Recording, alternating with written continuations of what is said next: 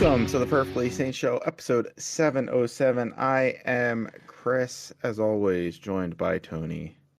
Remember, the important thing is not our top tens. No, the most important thing is what games Elon Musk is best at. Shit, that also happened this past week, didn't it? Dude, I've been on this story since way before anybody else. Jeff's like breaking the story. Well, all right. Earl is here. We'll get to it, Jeff. Earl is here. And let me just say that I think this Joe Biden guy would make a great president. He gave a really good speech about stuff he would do as president. And I'm like, he should run. Give him 4 years. In 4 years, he'll be back. Great. Can't wait. Jeff is here as well. Hello. And we're gonna do our top tens, but yeah, I guess there's a couple things we should touch on before we jump into that. Nintendo revealed the Switch 2. That is what it is called. I think Earl, you just described it as the same thing as before, but rounder. Yes. Seems accurate. I mean, here's the thing. It is very much like Nintendo has like PTSD from the Wii to the Wii U because this is 2 minutes of this is the Switch. Here's the Switch 2. The screen's bigger, the Joy-Con's bigger. They changed some stuff. Now the colors are inside. But it's very, and then it's a giant, like it's not even like a, no, it's not, it's a giant 2. I think the 2 is bigger than the actual logo. When they put it, it's like, no, this is the Switch 2, the successor, the sequel. You want this, you need this. But then it's like, yeah, okay, it's a console. Good for you. Yeah, the 2 is as big as the like icon Joy-Cons. Yeah. And it is bigger than the actual writing.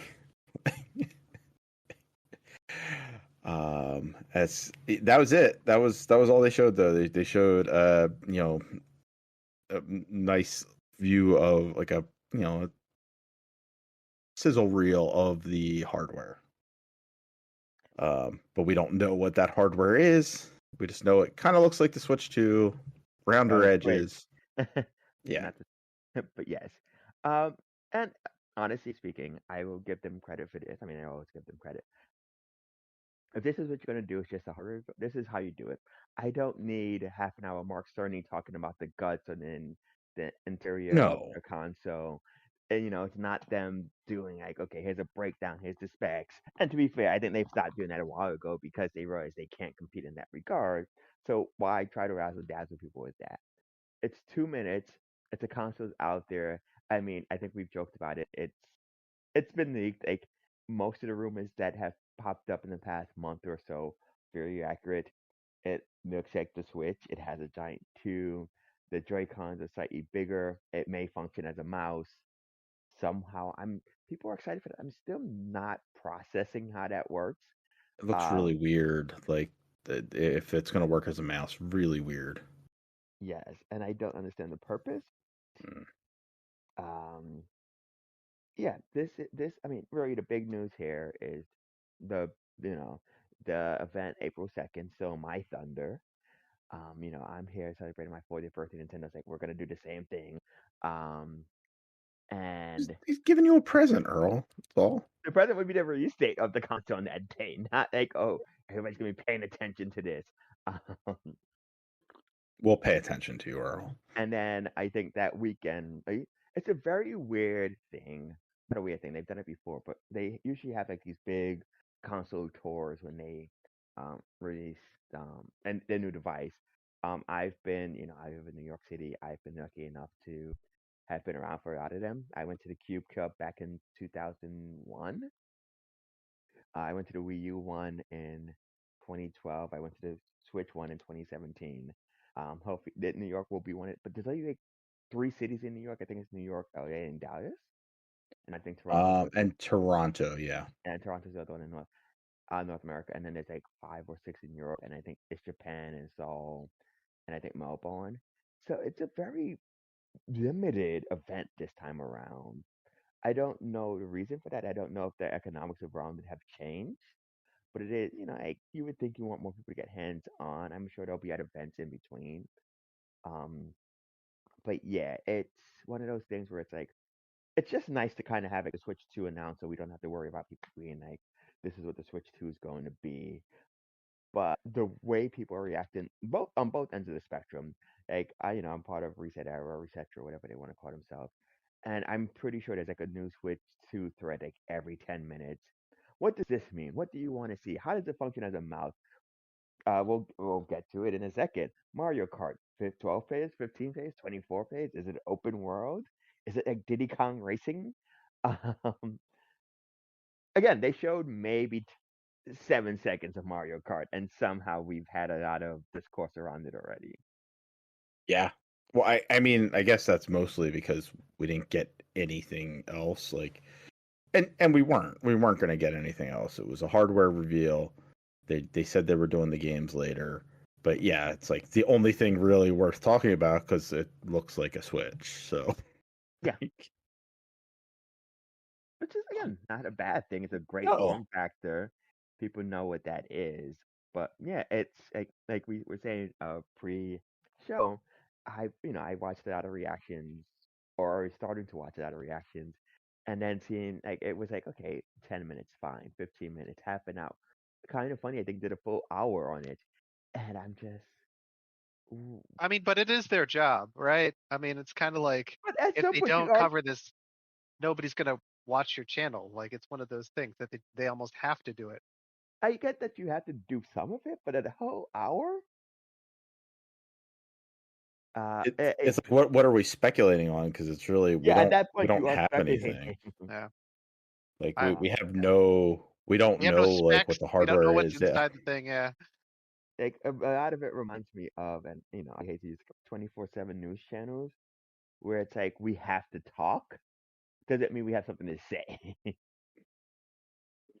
I think this at least the speculation with Mario Kart, like some of that's fun. Like, hey, like what could they do with Mario Kart that's not Yeah, and what it has been? Because the best Mario Kart is the last one they that came out and has yes, everything in it. So like, how do you improve on that? and the worst part about 8 is that it is 11 years old. Yeah, I think it it's a came it's out a 20. Wii U game. Yeah. Yeah, it came out in 2014. So like to a lot of like there are not, I mean I think GTA 5 is probably the only other game I could think of where it's cross generational, and I don't mean like it came out on the Wii U and the Switch. I mean that somebody who was like 8, 9, 10 when that came out are in high school. Their younger brothers and sisters or people in elementary school are also grown up with that as their Mario Kart. Where like for us, the original Mario Kart came out in what 92. Then 5 years later, 64 came out, and then after 64 was a much more rapid pace because I think uh, the Super Circuit came out in like 97, 99 or something like that. Double Hmm. Dash is 2002. Then you get DS, you get Wii, you get 7, all within the span of because like yeah, you get what 12, yeah, 12 years between Double Dash and 8. So you get DS, you get Wii, and you get 7. So you get 3 games in that 12-year time period, and now we're getting one new game after 11 years. Yeah. So I get I think the speculation on that is fun. Like, hey, like what can we do? But like the hardware talk is really strange. Like we don't know what it's like we have no idea. We don't know if they've added any new weird stuff into it, which I guess is why all that speculation on it being like a mouse type thing is Yes, and because they again, showed it kind of sliding. yes, and I think I mean we've been around enough for enough Nintendo choice to know. Like, yes, they are not going to reveal their hands if they don't want to right now. And clearly, they were teasing that because it's never pointed out like, oh, this is a mouse functionality or something. But like, yes, it is guiding on its side with the tail, and it does have like the dyad sensors on it. So 1 plus 1 equals potatoes. Um, so you're hoping that's what it is, but yeah, it's one of those things where I get it, but I'm also like, it's what 8 weeks away, if that. It's about 2.5 months. Yeah. Yeah, like it's not. And then the other speculation again, this is very similar to the Switch original timetable. If the maths out, because the Switch was revealed in October, they had the big out event in January, reached in March, early March. So everybody's kind of speculating, which I do kind of agree with, that we're looking at either late May, like early summer release date for this. A bit later than I anticipated. I wanted to kind of, like March, April, but we shall Yeah, see. I'm looking forward to it. Like 2 months away though, like 2.5 months. So we got plenty of time. We will come back to the Switch 2 at some point. The one Uh, positive I heard people speculating, then is that it's like now that our third parties No, done, Earl. We're done. No more Switch 2. Well, I was gonna say that our third parties actually talk about their games now, coming or not coming. So yeah, that well, in the not like unannounced Nintendo console. yeah, Like, all right, well, we know it's the Switch 2 now. So It's a miracle.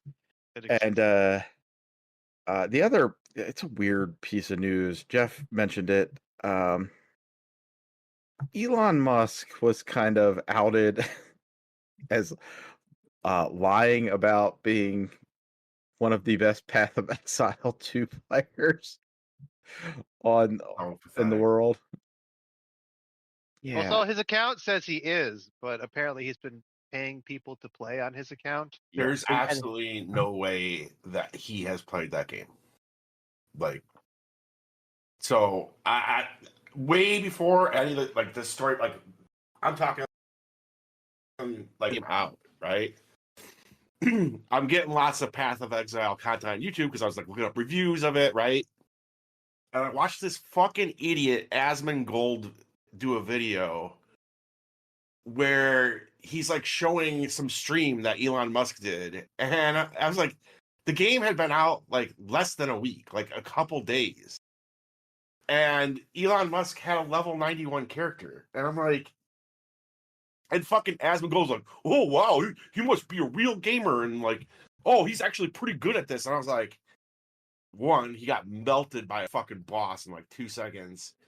Two, are you fucking stupid, dude? There's like literally no way. Like, I don't know how he did. I guess he was paying. He must have been paying like multiple people to play it in China because like I have no idea. Like, dude, I've been playing this game a lot. It's been out for a month and like December a month. 6th came out. Yeah, a month and a half. Yeah, my highest level character is like level 47.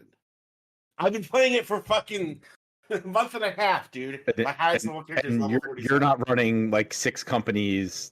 And, Yeah. like, Oh, that's the other thing too. All the idiots when he first was like showing off his character, all these idiots are like, "Well, dude, you realize he flies on planes a lot, so he's just like he's fucking playing it while he's on the plane." I'm like, I don't care if he was on a plane for 24 hours a day since the game came out. There's no way that you're a fucking level 91 character. And that was the other thing that pissed me off about it too. I'm like, doesn't this guy have shit to fucking do? Like, I got No, so absolutely dude, not. I was on vacation playing the fucking game. Like, so I had like literally nothing to do. I had nothing but time on my hands, and I was just playing the game. I'm like, there's no way. It's impossible he has a level 91 character. So before anyone like, I guess there's like people have proven that it's total bullshit. He did a stream last week, and that got out there. So like he did a stream with that character. I think at that point he was like level 95 or 6, maybe even higher. Like he was top 5 or so ranked on the, what is it, hardcore, Jeff, or whatever they call it, like where like, if you die your character's done. Oh yeah, basically. And so he's doing this live stream, and he didn't know how to operate the maps. He's like saying weird shit, like, so people that play the game are like, his equipment's fucking awesome. It was the same thing when Elden Ring came out. He was like posting his build, and people were like, "Dude, what is wrong with you? Like, what are you talking about? He's like carrying 2 shields and stuff. You're like, dude, are you fucking stupid? Like, Well, so like his equipment is fucking phenomenal, but he's I'm like sure going, it is. it's only a level 52 staff. That's a little low, but like no, the staff is it's level 52 is the minimum requirement for it. Like, that's Oh my like the level. god, dude. It's the level you need to be to Yeah, equip to that carry. stuff. Yeah. It's like one of the 5 best weapons in the game. Like his He's armor, like this is dumbass. level 63 armor. I'm a level 95, Dude, it's but the like most so it's not the best, it but is the most pathetic behavior in the world. Like, why are you trying to pretend that you're cool or like good at a video game so that like gamers will think you're cool or something? Like, and are it's you Yes. weird because 12 years it's old? like Path of Exile. He did this with Diablo too, where he was like, I'm like ranked number 1 in the world in Yeah, Diablo. Like, yeah. and it's like this isn't it's not a skill game. Like, I'm not saying there's not skill to like high level Diablo or Path of Exile play, but it's a game that like mostly Cares? your level, your rank in it is because you've put hours and hours in. Like Yeah, yeah. it's not like you're a Street Fighter player ranked number 1 in the world. Like, you can look at their win-loss record and be like, this guy's fucking amazing. Like, dude, who are you trying to impress by just saying I Dude, like poop socked I can't 150 hours a week? I cannot stress this enough. You are the richest man in the world, and you're faking that you're playing a game to look cool to people on the internet. Like, Well, dude, it came out. it's I mean, mad loser behavior, like yeah, sad loser behavior. and I think it happens every time he kind of goes into because it's the same thing that kind of happened when he bought Twitter. Is he started talking about stuff and programmers and engineers were like, "You're saying What? bullshit. Like none of this makes sense." Yeah, you It's don't like he actually was know what you're talking about. Yeah, yes, and I think he wants like quote unquote. He's super rich. He's high on ketamine. He's able to run like 15 companies and play video games all the time, isn't he? Again, you look at his humor, look at whatever. The guy has the mindset of a 15-year-old he does. edgelord who wants to be popular and cool, and he thinks this is how he does it. He literally has the mindset of like a 13 to 15-year-old. Hmm. And he like bought Twitter and made it appealing to someone that would be that age or something. Yes, Like, oh, you know what's because cool? You can see fucking people getting killed. I don't want to see that, dude. What the it's fuck is one wrong with you? Like, it's one of those things where we so often compound intelligence with money, and I think people just have bigged him up and have never again, it's people are come just up. stupid. Yeah, because it's come up whenever he enters an avenue where people are like, wait, I know this game. This isn't how this game works. Or I know engineering. This isn't how it works. And it's like, why? Like, admit you don't know something. Or don't talk about it. Like, I'm sure he plays video games. Just stick to the, like, Path of Just play Exile it is for probably real. Like, don't. Here's what you do. You're the richest fucking person in the world. You fuck off and you go play your fucking game in your fucking mansion, and don't worry about what people think about you on Twitter and shit. Like, what the fuck? And like if you do want to be part of the community, then just talk about it normally. Like you don't Dude, have to he's be such a the fucking. best. He is like. That is the saddest fucking human being I've ever seen. Like, it's just really fucking sad. Well, don't worry. Very shortly he's going to be in charge of Yeah. the A fake Department agency. of Government Efficiency that doesn't exist, but he's going to be in charge of it. So, yeah. So Elon Musk is a weirdo. I've been raging I about knew this but for like a month.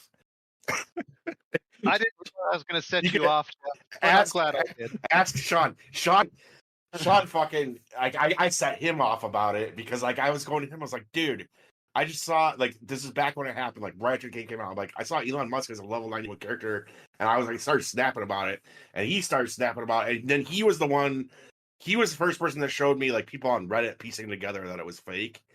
But yeah, I mean Sean hates Musk so much that I think after Trump won, he saw some stupid fucking tweet from Musk and he shut down his fucking Twitter account. So But yeah. So weird stuff out there happening. He's a sad man. Not sad though. Well, hopefully, I'm hoping not sad. Is our top 10 lists They for could the be year? a sad. little sad. They could be It sad. is sad. I'm sad. Well, I'm not sad because this year is going to be better than the top tens that we're revealing. So we've moved on. You I think like this year's my- gonna be better? Yes, 2025 will be better. Okay. You say Uh, so. I There's going can't to be poo-poo. GTA 6. There's going to be Civ. There's I think there's gonna be a new Switch. Assassin's Creed. There's a new Switch. new It's going to system. be a better year. I New mean, Monster Better Hunter. year. I Yeah. can't poo-poo a year though where I got a new Zelda, I got some RPGs and stuff. I got an awesome platformer. I really like my top 10. I think these are really good games. I'm sure I've had stronger years in general, but again, like any year that has a couple games like that, I can't be too mad. But I do Yeah. think, I mean, just based off the Switch 2 alone, I think you're right, Tony. I think there's going to be a ton of software for it, like in the first 6 months of it. I think we will get it by June or July. It's gonna be fun too. Just like I mean, well, even if we don't get it, it's just gonna be fun, like having a new system out there and to talk Yeah. about. And because it's been a bit. For a fucking Switch, it's been a long time. Like it was what 4 years? COVID was when Yeah. the systems came out. So Over 4 years now. and the Switch is 8 years old now. 8 years in March. Yeah. Yeah. So it's time. Yeah, I guess- it's time. I guess that's what happened with the death of handhelds, because like they usually not off cycle, but they would be the ones in between.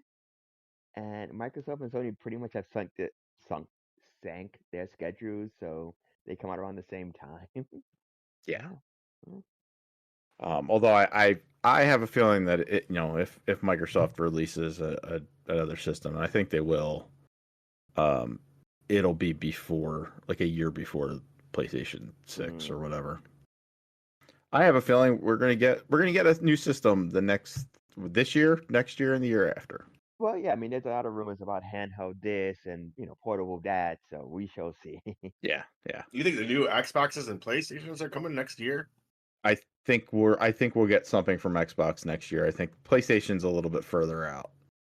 Really? All right. I feel like they're just getting started, both of them, but Yeah, but it's also like it's kind of past the halfway mark for the generation on paper. Even if they ask 7, 8 years, like it's been over 4. yeah, I know. It just feels like It doesn't affect the generation that started yet. yeah. I feel yeah. like those couple COVID years where there weren't that many releases, and it Kinda wasn't hurt it, really yeah. And I'm not sure that I think Switch 2 is going to be fun, Jeff, but I think we've reached a point where these new systems coming out, the games that are coming out aren't going to be much different than what we got previously. I think we saw that with this generation. How do you mean?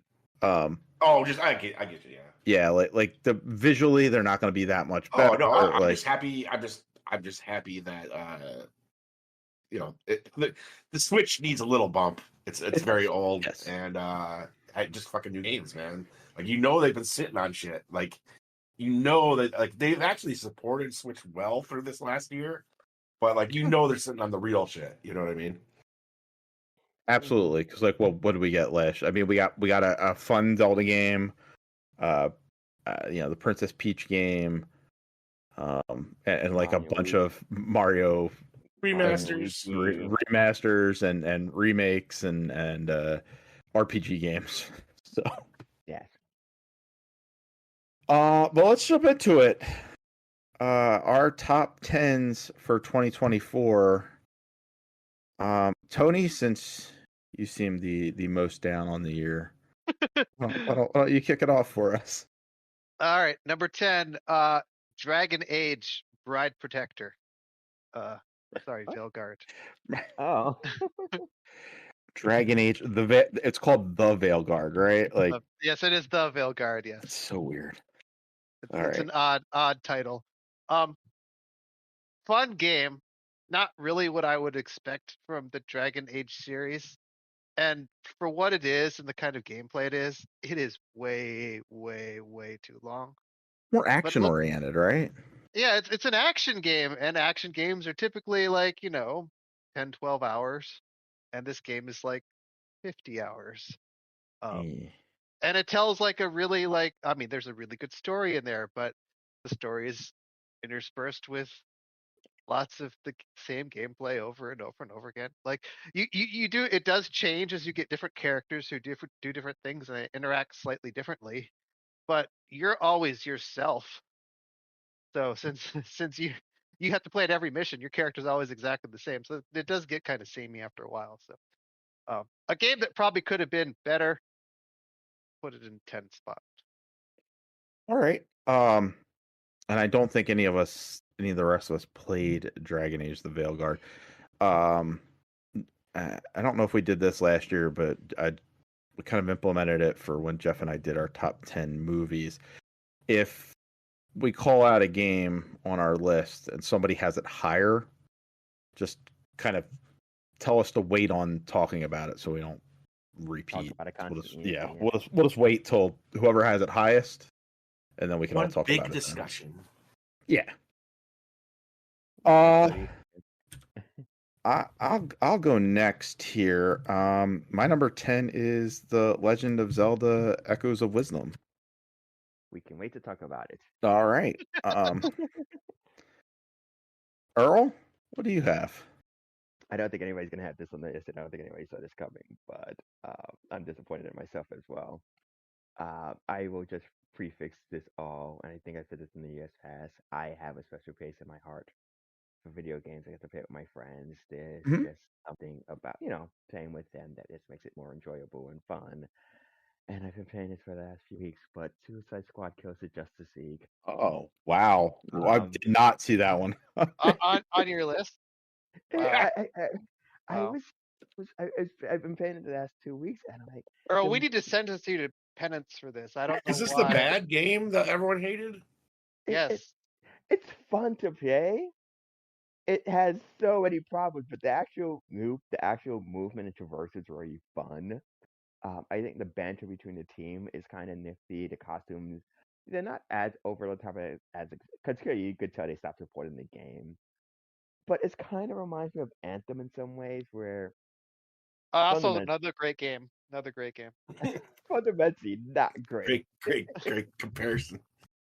but it was fun to play because it had a movement system that was very unique. And listen, I went back and forth. Like, I don't know if I like this game or I just like playing it with my friends. And it's Sometimes true. that's all that's needed. Yes. Sometimes you just need a game that you can play with your friends, and that's fun. And you just go and you kill a bunch of stuff in very flashy ways. Granted, there's like 4 enemy types you fight over and over and over again. But yeah, I did not see this coming. But there you go. Hey, and for $5 or free now, if you have it, if you have on PlayStation or whatever, like, hey, it's Earl's 10th best game of the year. So Play it now while there's still a server to play on. Play it Yeah. I now. was gonna say this week. I think the last update came out yesterday, so they did everybody's add offline mode into it yes, now, everybody's so you can play it in it forever now. Jeff, what is your number 10? Excuse me. My number 10 is Black Myth Wukong, which I did not get very far. So that's probably why it's at number 10. But really great combat, really great graphics, and art's like really cool art direction.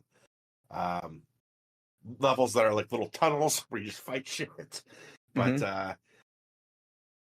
yeah, it just felt really good and looked amazing. I just unfortunately I could not hang. I was not good enough to get past. I think I got like 5 or 6 bosses in, so that's why it's not higher. But it definitely, I think, deserves some notice for Game of the Year's list or whatever. Super hard. Yeah, Fair enough. Yeah, very hard. Some would Tony? say too hard. Yeah, I would too. Yeah. Tony, what do you have at number 9? Wait, did you go? I did. Yes. Mine was Zelda. We're waiting to talk about that. Oh, okay. Oh, okay, that's right. That's why I have no memory. We just kind of passed on. Pal World, Mm. which I might figure no one else has on their list. I like Pal World.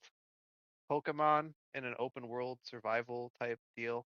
Um, it's clearly not done yet. I think they still have a lot of work to do in the game, but hmm as they add stuff to it, it gets cooler and cooler, and as they add more pals and more maps, and like it's finally coming around to something that might be end up being super super cool, and looks like it has like a long future ahead of it in terms of like new games and a broader universe. So You said new maps. Tony. Are they like adding new biomes? Is it just like yeah, it latching keeps on? getting Or? yeah they keep adding like new biomes, new areas, new places to go. It's Neat. on the up and up. So Pal World might be a game worth going back to. Is it? It's not 1.0 yet, right? It hasn't officially It is not. released. No, it is not officially released, and in fact, you might want to just wait for that. That would be a Yeah. great marker. There were a bunch of games this year that were early access that I played I was like, this game on the way, but not quite there yet. Well, hopefully it gets to 1.0. You know, Nintendo's suing them, so Yeah. we'll see how that goes. All right, And- Tony has Pal World at number 9. My number 9 is Dungeons of Hinterberg. I'm assuming we're waiting Save it. on that. Yeah. Jeff? Yeah. Earl, what do you have at number 9? Uh, this also comes with caveat, and this is a bit different caveat. This one is actually one of my favorite games of last year, but because it was a remake, I just wanted to put it higher up. But I just had Paper Mario: The Thousand Year Door. Okay. Utterly fantastic. It was probably one of the games I put the most time into last year. But again, it's a remake of a game I loved when it came out originally.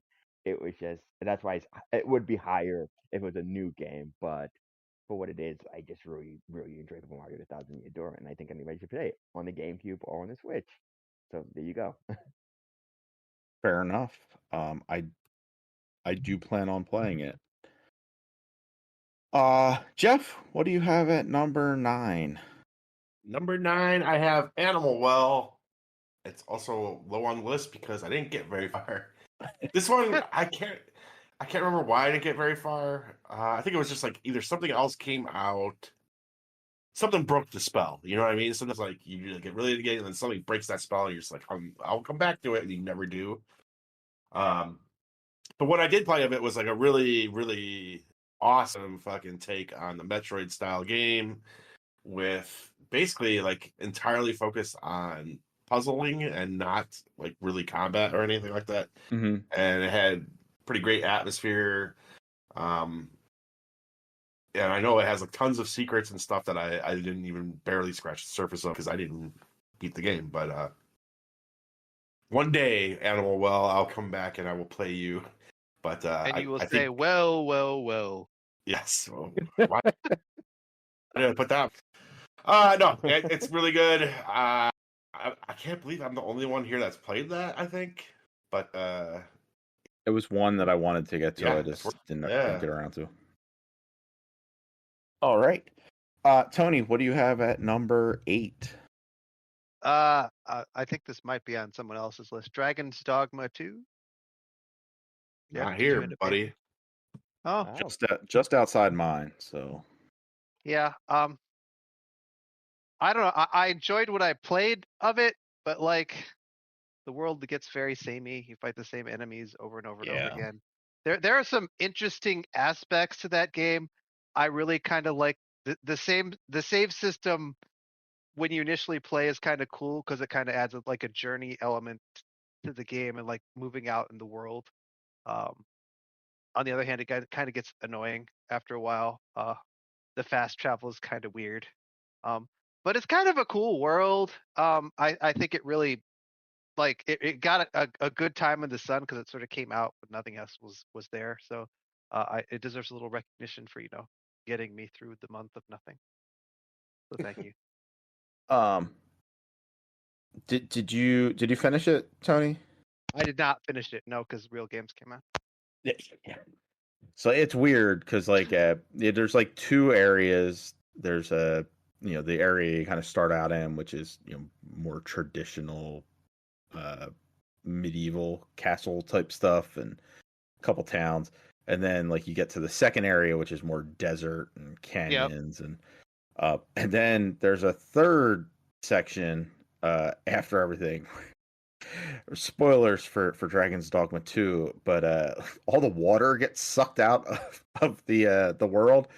So like it's the same map, but like there's super deep canyons and like where the lakes were before, and because like weird shit has happened. But that's where everything is like then on a timer.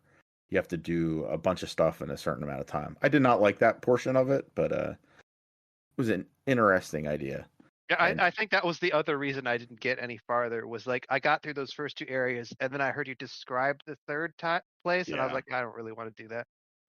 yeah, it's really weird, and like they put you on like this like schedule, like you have to do X amount of things, and if you like rest or save, then Yeah. you start you start losing progress, and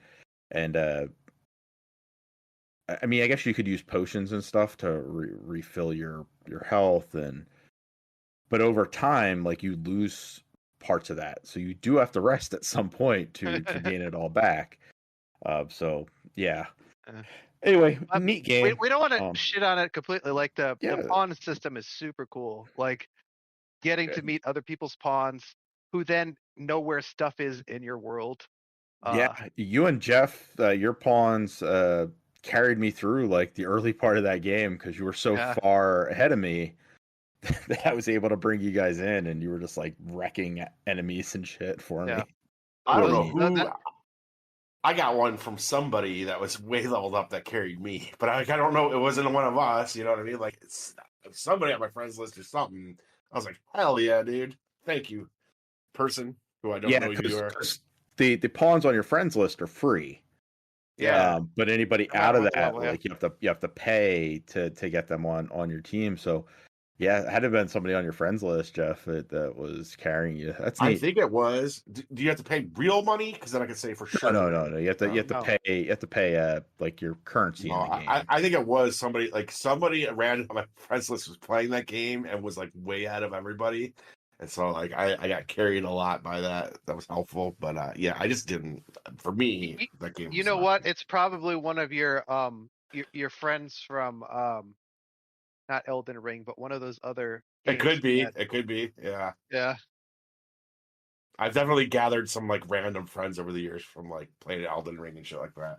Dark Souls and It's all like that. I Yeah. don't remember Yeah. who they are, but at some point we added each other because we were playing it a couple nights in a row, you know. All right. My number 8 is Call of Duty Black Ops 6. Save it. Okay, well, Chris doesn't get to say I'm not gonna anything. talk tonight. Earl, what's your number 8? Again, and you know, I'm not gonna do caveat again. Star Wars Hunter. Nice. Yeah, you know, it's a mobile title on the Switch. I mean, there's no way around It is, yes. But it's a very fun game. It's a very short, simple game. I've always been a fan of anything that allows me to. I have like 20 minutes. You know, I got dressed in the morning. I don't have to leave for work yet, and we just throw on a game or two, play some quick rounds, and be done. There's no stress. There's no like, I gotta invest half an hour before I find a save point. It's very simple, very straightforward. I think, you know, it's fewer characters than like an Overwatch or Marvel Rivals. So it's easy to kind of learn them and get to know who you want to be and play those roles. It's also smaller teams. I think I forget it's smaller teams for games. 4 on It's, 4. yeah, really, it's really. I would recommend. It's free. I recommend playing it. Recommend checking it out. It's a ton of fun. Really underrated. Especially being that, you know, I don't think Outlaws as anybody exists, but a bigger Star Wars game came out like 2 months later that kind of took up all the oxygen. Hunters, I had a ton of fun with when I was playing Hunters. I played it for the first 2 seasons that they had.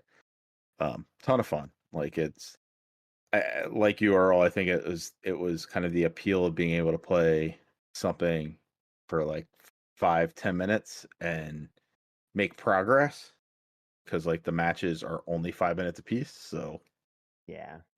really neat. Jeff, what do you got at number 8? My number 8 is Elden Ring, Shadow of the Erd Tree. I'm a well-noted, huge Elden Ring fan, so no surprise it made my list. You can save it, Jeff. Oh wait, no, never mind. There are areas in this game that are some of the best art that from some software has ever done. And there are levels. There is one level in particular that I think is among the best that they've ever done. Like just this huge, sprawling castle that fucking goes on for like I think 10 floors. It's insane. That you can actually approach that level from different sections of the map. That's how big the level is. I think what holds it back a bit, and it is like for a DLC, it's basically like a full game. It's obviously not as big as the base Elden Ring game. I think the main thing holding me back for me is that they turned it up to 11, which I don't need from software turning anything up to 11. Like I'm good with them just being their regular self. I think they've really struck a good balance with the base game of Elden Ring. Like that, like will push you a few times here and there, and you can always get help. Here it was like I was at some point I was like, I don't have the patience for this. Like I need to get help for like most of these bosses. So I think I like lowered it a bit, but yeah, it's a really nice DLC for that game. You did finish it, right? Oh yeah. Yeah. I definitely did not finish it on my own. That No, was one. no. I think I beat like 2 of the big, like I think there's like 5 or 6 big bosses in it, and I beat 2 of them on my own. But good lord, like the final one, somebody had to come in and help me. I can't remember who did it, but like, there's no way. There's no way. That's the one thing I heard from lots of people that it's like And it's extra funny hard. because it's I think it's General Radon again, who is like the halfway, like he's the boss you fight halfway through the original Elden Ring, and he's very scary in Elden Ring until like you've played him a bunch and you're just like, fuck this guy. Like, you know, he's no big deal. But at the end of this game, holy shit, dude. Like, it's like you'd walk through the gate and you're just fucking dead. Like, as you're walking through the fog gate, I was just like, I'm getting help. Tony, what do you have at number 7? So I have NBA 2K25. I think I kind of shit out the one from last year because it was not very good. Mhm. But this year they added some really cool quality of life things into the My Player that make like playing through the NBA easier. Like you spend less time running around the city, like the gym and the training facility are like right next to the arena, so you can easily get from one to the other. Um, there there's a storyline that is like actually pulled into the NBA stuff. Like not only do you have your career and you're trying to make your player as good as possible, but you have dynamic things happening. Like for instance, one of the other players on your team will get mad at you if he's not getting the ball enough, and so you get like goals to like give him the ball more, like increase his scoring range, and you'll get rewards for that kind of stuff. Or he'll demand a trade if you screw it up. Um, so there's those kind of like fun things happening while you're playing. Um, there's like the game is a lot more goal oriented than it was in the past. So before you kind of eventually just became a starter because your player's good. Right. Now your coach will sit and he'll break it down. This is what you need to do to become a starter. You need to have like you need to outscore the player that you're behind by this many points in this many games. So it's all very like cut and dry in a way that you could see, which is super cool. I do like that because, like in other games like MLB or NHL, not like Madden, basically you're very rarely that far behind. But like other games that have long seasons, like they don't tell you. It's just like Yeah. something behind the scenes is like, all right, you've hit that. It's like, well, what is it? Like, I would love like that's awesome that they've added that into this. Yeah. One of the most fun things for me is you get to choose like a season goal for your player. Mm-hmm. And my player, so he's a rookie. So I chose the goal that he wants to demonstrate that he is the best rookie in the NBA. Which isn't just like winning rookie of the year. So he gets a dynamic goal every time he's facing another team with a really good rookie. And so that game becomes special. Like you have to outperform that particular player within that particular game. Which makes it like not just another game, like you're paying attention, like how many points does that guy have? What's his game rating? Is he doing well?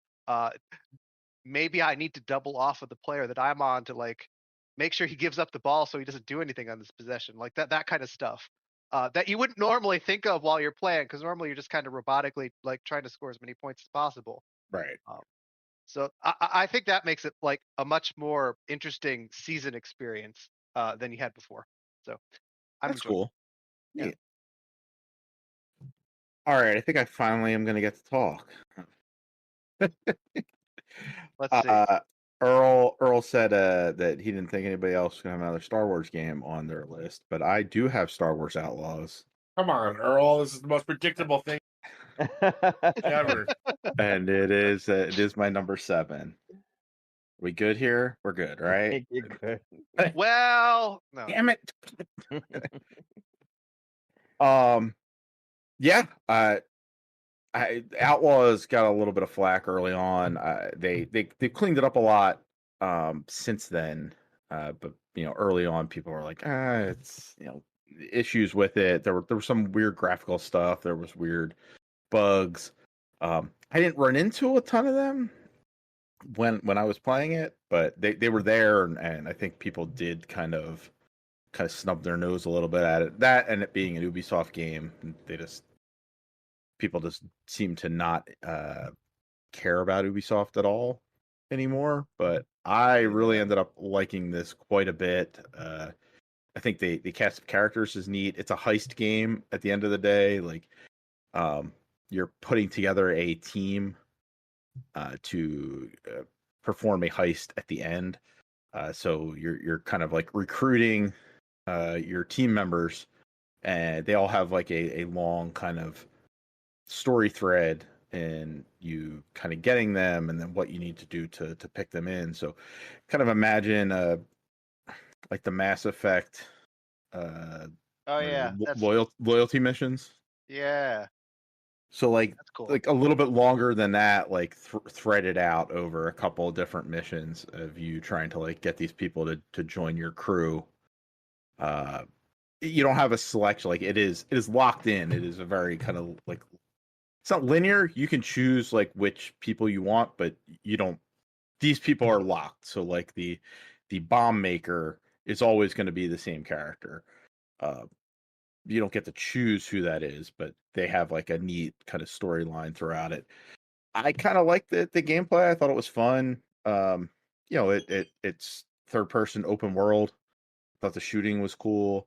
I like the fact that you're not a Jedi in it. Are you You're ripping just off like, the Empire like in Andor, or is it just something? at times, yes. At times you are. It's well, actually, yeah. I mean, we talk spoilers here. Yes, you are fucking over the Empire, because the guy who's running this crime syndicate that you get introduced to at the beginning. But it's not like Andor where it's like a political objective to it. Like No, it's about money.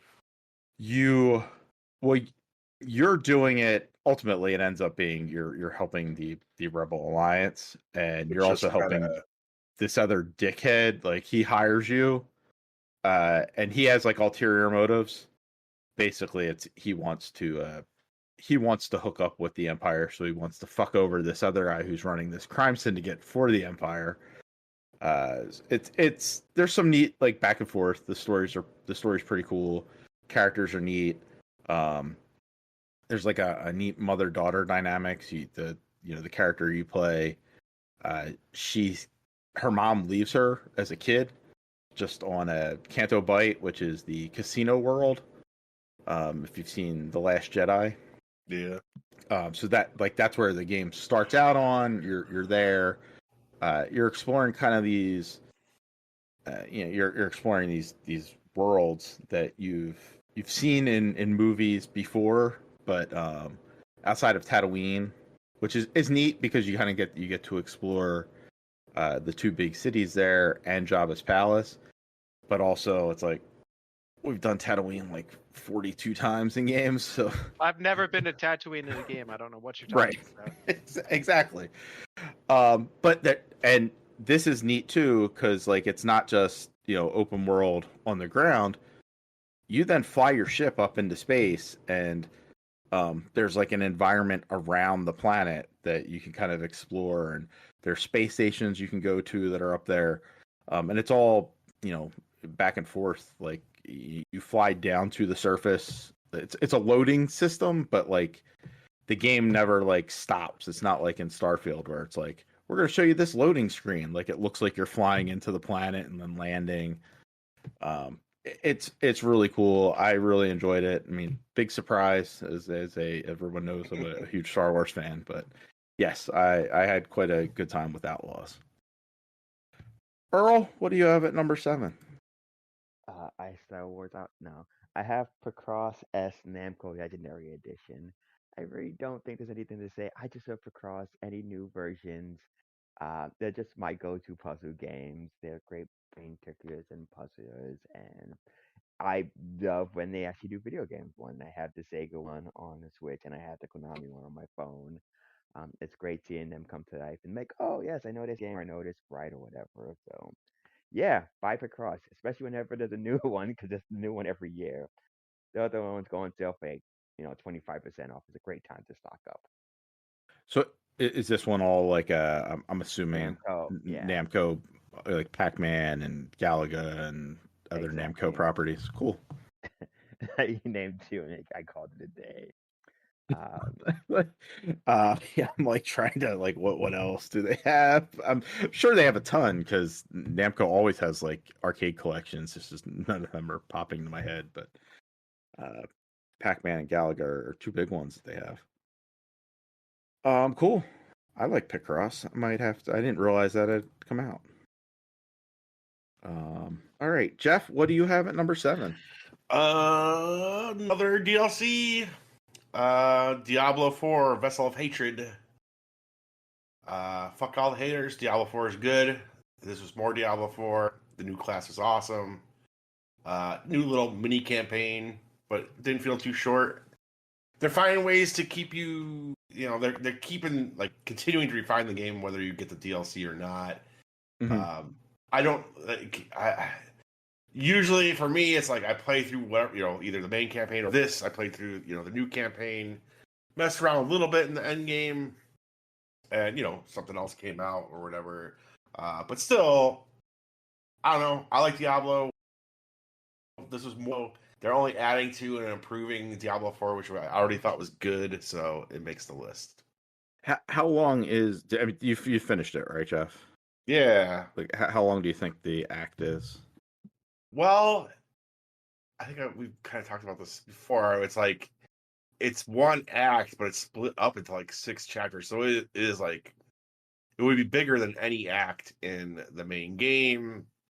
Which is long for Yeah, like I the think main game's long. I think chapter whatever it is of the main game is very long. It's like hours. This I'd say a good 6 to 8 hours out of something like that. It doesn't feel like a full ARPG, but it doesn't feel slight It's either. chunky. Yeah. Yeah. That's good. And the Spirit Walker, is that the Spirit Born, I think. Spiritborn, It's very fun. Yeah. Yeah, cool. Tony, what do you have at number 6? Mech Warrior 5 Clans. I made fun of this game a lot while I was playing it because the story is basically C movie dialogue and acting. It's really hard to listen to. But the actual gameplay with the mechs is a lot of fun. Being able to design and reconfigure them, and uh, unlock new ones. There's a really cool RPG element to playing through all of the missions and upgrading all of your star mates. It is kind of fun in this game to sort of play as opposed to the rest of the Mech Warrior games. Play as the baddies, like you're clearly the bad guys. So it's kind of a fun new way of getting through it. The game it goes on for too long because the gameplay does get kind of samey. But it's hard to complain about a game being too long after you played it for 30 hours. Like, okay, I'm getting tired. Yeah, you got your money's worth out of it. Yeah, absolutely, especially since it was on Game Pass, so I didn't have to pay No, anything for definitely got your money worth out of it. it. Quite Nice. enjoyable. Makes me want to go try MechWarrior 5 Mercenaries, which I've heard is better, with similar gameplay. So That was the prior one, right? yeah, that's the prior one. I think I played the tutorial and stopped, so I need to go back to that one and actually play it for real. All right. I think because it has what is it 3 or 4 player co-op? So I've been 5-player co-op. 5 player co-op. You're running a star, which is a group of 5. Okay, but it has that same problem I have with other things, where I think the person who controls the game makes progress and nobody else does. Yes, no one else does. So I did Yeah, I I hate did that. try the co-op with one of my friends, and he just basically dropped in as one of my squad mates in their mech and didn't get anything from it in his personal playing. That sucks because it's a long game, right? So Yeah, it is. Like, if you're Now playing you it could together, like it's play through the whole fine, game but together like that, but yeah, it's not. I don't even know if he could see the cutscenes or anything. I don't remember. he just has a black screen. That'd be Yeah. great. that I did not know. All right, I think I'm gonna get to talk again because I don't think actually the next two at the very least because I don't think anybody else played Final Fantasy VII Rebirth. No, yes, that's what I I watched thought. my son play like 25 hours of it or something, but I did not play any myself.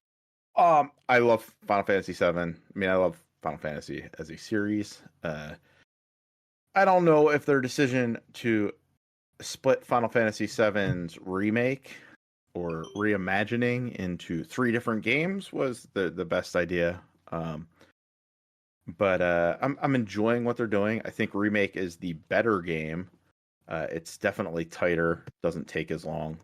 Rebirth took far too long for me to play. 75 hours, I think. Yep, 75 hours for me to finish it. That's so just about right. That's how I like it. okay, so Jeff's in. He's Yeah. he's in for the melodrama of and ridiculous character interactions because Jeff loves story in his No, games. I don't. I like a nice 75-hour game. I like to, if I like a game, I want to be able to like really dig into it. But you can Story you though, can no. you can dig in. That's the thing, Jeff. There's probably like out of that 75 hours, there's probably 20 hours of it is straight story. So you might not have as much fun with it. I think that might have been why I fell off of Persona 5, where it was just too much. It was so like it was like at least 50% of the time you're just like hearing people talk. Just like, dude, let's go. Anyways. There's lots of talking. But as somebody who really likes Final Fantasy VII, being able to explore that world, the old iconic locations, from mostly from like the end of disc 1 and disc 2 in that game, it's super cool to be able to go in and just kind of see all this stuff and revisit some of these iconic scenes.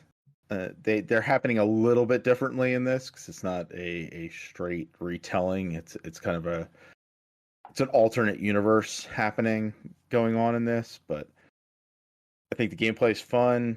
I ended up doing like 95% of everything in the open world. There's some like special bosses out there that I just was not leveled up enough to do, but did mostly everything in the game.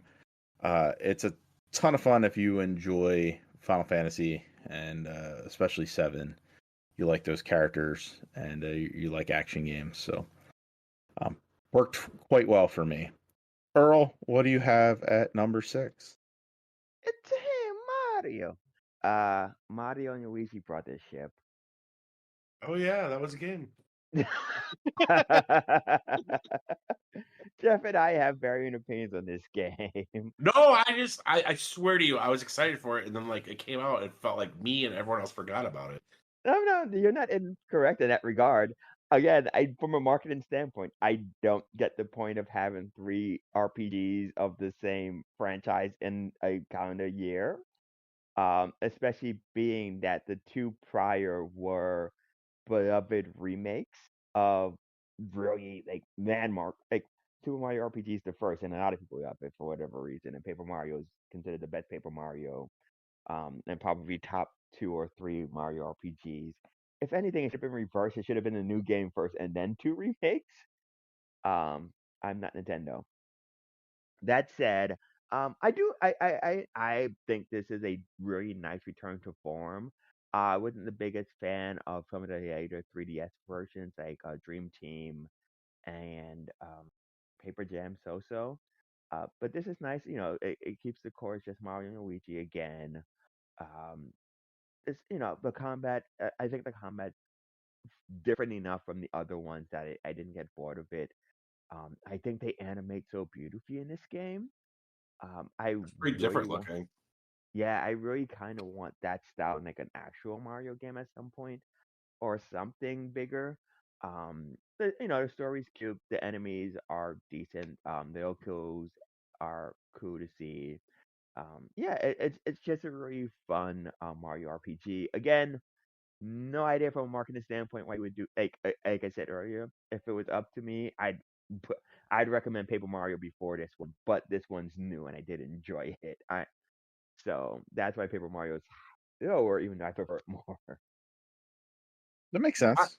I would probably get this one if and when I got one of them, just because I played through the You played the Thousand Year other, Door. yeah, Yeah, but I think it was, and I could be wrong. I think this was announced after the other ones came out. yeah, no, So I yeah, already yeah. had Paper Mario, but yes, I think I would have been with you. I don't. I think it got like middling reviews. I think that might have been part of it for me, but like, It's very talky and it's very start stop. It's a lot. It's kind of like it's kind of like the Paper Mario games on like the Wii U, and I think even the one on Origami King, where it's very much more of an adventure game with RPG battles from time to time. Where you're yeah. going around trying to solve problems and stuff, and not necessarily like, oh, you're doing combat's just a means to an end.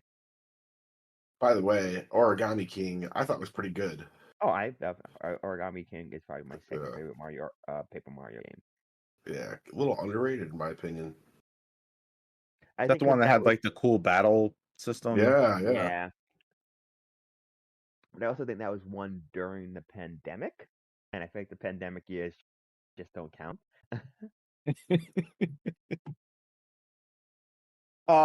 Jeff, what do you have at number 6? What do I have? Oh, you get to talk. Call of Duty Black Ops 6. Well, you can hold them.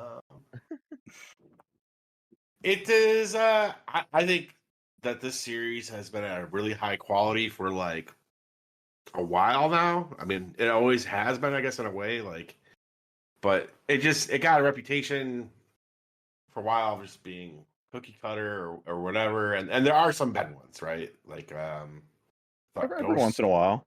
I thought Ghost was bad, but that's over 10 years ago now. There was the one that they did. I want to say it was maybe Black Ops 4 or something that had like no campaign. It's just, Four didn't have a campaign. Yeah. yeah, last year I did not play the one last year. I heard it was trash, but like all the ones I've played over the last decade have been great, and this continues that. It takes some really big swings in the campaign. Like I just love that. For like a series that's known as being this big, crazy action, like brain dead franchise that like, no, not really. Like the levels in the campaign are very different from each other. And this one continues to take some big swings. Like there's the one level that like kind of felt like you're playing BioShock, where it had like 4 different, sections of a lab that you fought 4 different bosses in. And the multiplayer, I think, is fun again. It's fun every year. the zombies when I played of it was neat, but like I've never gotten into that I have mode. no idea what I'm doing in zombies ever. Yeah, I mean, what is the goal? I don't know. No one has ever been able to explain to me. Like I ask people that love it, but they're like, I don't go. I'll be like, is there an end? Like it's weird because it'll be like you could exfil every couple rounds, but like, what if I keep going? Is there an end? I don't know. Who cares? I think the campaign alone is worth checking out. A lot of these recent Call of Duty games, I think the campaigns are like kind of underrated. So, Chris, Yeah, I'm absolutely with you. Like the campaigns in, I think Vanguard's the only one I haven't played recently. and I that think one is I not really like want. not taking big swings, but it's just fun to be in World War II Yeah. again. Yeah, I don't know. Like, But this one, neat continuation off of Cold War. yeah, which is awesome Uh, too. cool ideas here. Like there's a hub base that Yeah, like you kind of go back to after the missions. You can interact. You don't have to. Like you can kind of just go and pick the next mission, but you can also yes. interact with your teammates. There's shit to find in the base. Like there's like a weird, like there's a puzzle There's a to like. series. There's a series of puzzles that like Yes. cover your entire base. Like your base is like this house that you're like hiding out in, and so yeah, there's like it takes you to every corner of that house, and you're solving puzzles, and it's like completely optional and really neat. And also, I really love too that eventually at the end of the game, like your safe house, like this base, becomes a level because it gets people are coming to fucking take it Yeah, down. the like the final Yeah. level is at Yes. your base. Yeah, it's really Yeah. neat. And like this is a place you've been at, so like you know the layout, right? Like a lot of the Yeah. problem with Call of Duty, that's a problem, but like they drop you into an area and like you don't You don't know what's going quite on. know Yeah. where you're at, you don't know what's going. And here it's like, all right, defend it. All right, well I know like Mm-hmm. there's only like one or two ways in here, so like we're gonna post up here and take them as they come down the driveway. And did Or you like expect that to happen? Like, I did not see that coming. I was no, like, oh, that's really. I've never seen that done in a game before, where it's like you have your like little hub area, or the town that you return to, right? And you're so used to it, and all of a sudden, like that gets put in jeopardy into the game. It's like, oh shit! Like I don't know. I've never seen that done before, yeah, where your no, safe it house gets attacked. Like that's a was great was idea. really neat. Yeah. They actually that is also a level in multiplayer. So it's a multiplayer map Yeah. that comes up. Yeah. I really like that one. I really enjoyed the multiplayer in this as well. Yeah. Played a ton of it. I prestiged, which I haven't done since Advanced Warfare. It's like a decade That's ago. crazy. Yeah. Like, it just really hooked me. I was like, this is a ton of fun. The maps are fun. Now they're like adding one or two every couple months, so like you're getting a new map. Um, I I, did do an update the other night and I played a match. I was like, oh my god, I'm so bad. But I like that you can yeah, just select like you can. totally filter your experience to what you Yeah, want. so it's Yeah. like I only want to play team deathmatch and kill confirm, so like I can unselect everything else and just have them, and it just pits me into matches with those people that are playing those maps and those modes. It's really really good. Like it's a really solid Call of Duty, and yeah, Are we I'm the only ones excited to that see what played they're this? doing. Tony and Earl, you guys didn't try it out. I tried the last one and I didn't get very far. I was just like, I've played these games before. It all feels the same to me. I don't know. Yeah, So you know, my I Modern Warfare 3 isn't great. Like, that's you tried the bad one, so there's that. yeah. It's Oh it's no. not it's not as bad as people kind of make it out to, but it is very much like, oh, I've done this before. If you play a little bit further into it, there are like levels that they do different things. Yeah, But Black they Ops 6 I really think really tries some shit. they're really creative. I would say Cold War and Black Ops 6, like they really like try to vary what you're doing level. Usually it's pretty fun. No, you're not Um sold on this? and, I and, mean, and I the I will multiplayer is try it if fantastic. I'm utterly bored, but I don't It's free. I don't see that Game Pass. happening for a while. I felt like just because it was Game Pass this time that more people would would give it a shot. I will No, say, here's the problem is the size of Yes. the download. Yeah, I know, Like, but that is a I'll- commitment, and I have to delete other things to get that on there. no, I hear you. huge So- game. Here's my testament to that game. I was going to say this before you said that. That game takes up a crazy amount of space, and I'm still keeping it around. A couple months after release, and I'm like, I might get back into it. I'm like, I don't know if I want to delete it yet. I haven't prestige yet, like Chris. So I kind of want to do that. Is there there's an achievement tied to that, Chris, or no? There is, yeah. Okay, so yeah, so I might want to do that. So yeah, that's a testament to it, like because it is precious space on my little 2 terabyte to the drive. And there. they're doing like every couple of weeks they're doing like weird event stuff too. Like over the holidays they did this Christmas shit, thing. yeah. Like now they're doing this Squid Game thing, which I think is super weird. Like I did not. I think we talked. I don't know anything about Squid Game outside of that it exists. But like that's weird. Like so they're having like these weird like events to do. Like there's always a reason to kind of come back in and play the multiplayer. And the progression loops. So before it used to be you had your zombie character and like that leveled up independently. Oh yeah, Now- that's right. Yeah. Now it's all together. So if you play zombies, like your guy levels up, your account levels up. Your weapons also level up, and so they can be used across multiplayer modes. Yeah, and just getting to like have weapons bench and all that, and you're in the campaign was awesome. Well, those are our top bottom 6, bottom 5. I love And now Bottom. we're jumping into our top 5s here. Tony, what do you have at number 5? I have Reus 2, which I guarantee is not on any of your lists. Never heard of this. This is a fake. I've talked about it before. But it's still. So it's a fun puzzle solving god game where you like have the world and you have these giants that you set out onto the world that create like land masses, and then you basically raise humanity. And they do all this cool stuff. Like you can encourage them to have like little revolutions where they kill their own leaders, or maybe the humans form a cult that calls a dark beast in from the beyond that they sacrifice people to. It's just a fun game to mess around with. It's not really a strategy game. It's more of like number crunching and puzzle solving than it is like strategy. But it is a lot of fun and it's super addicting. And they just came out with an expansion, so I'm probably gonna have to play some more of this game because it was so much fun. The Cataclysm update. No, the DLC? Cataclysm was an update to the core game. The actual DLC is I think it adds the Ice Age. That is the DLC. That's cool. So it adds like an Ice Age biome with like mammoths and saber-toothed tigers and some other cool. I think they add a bunch of leaders, one of which is modeled after Napoleon, which is funny.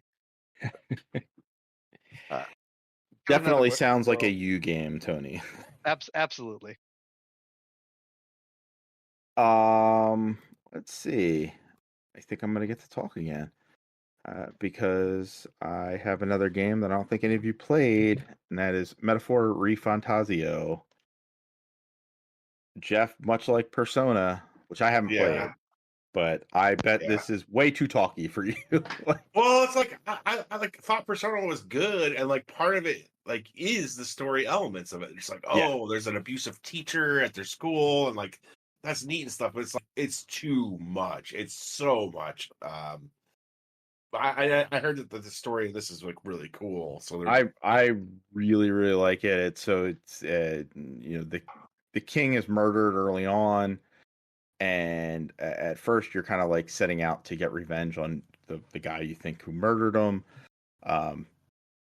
because that guy has cursed the prince who everyone thinks is dead, and the only way to break the curse is by killing the person who cast it. So like weird fantasy shit up front, but then the dead king, he comes above everything and he's like, nope, nope, nope. We're not killing anybody.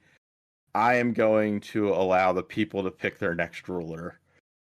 And so as you do things, you rank up. Like you're getting more influence in society. So you're becoming, there's like a leaderboard that you're jumping up as you do shit. It's really neat. But then there's all like these like intricate stories that are going on. Dungeons are neat. Like they're huge. Normally like you do a dungeon in like a game like this, and it's like even a big one is like, all right, it's like an hour. Yeah. These are 3, 4, 5 hours, and there are I multiple love it. points Love it.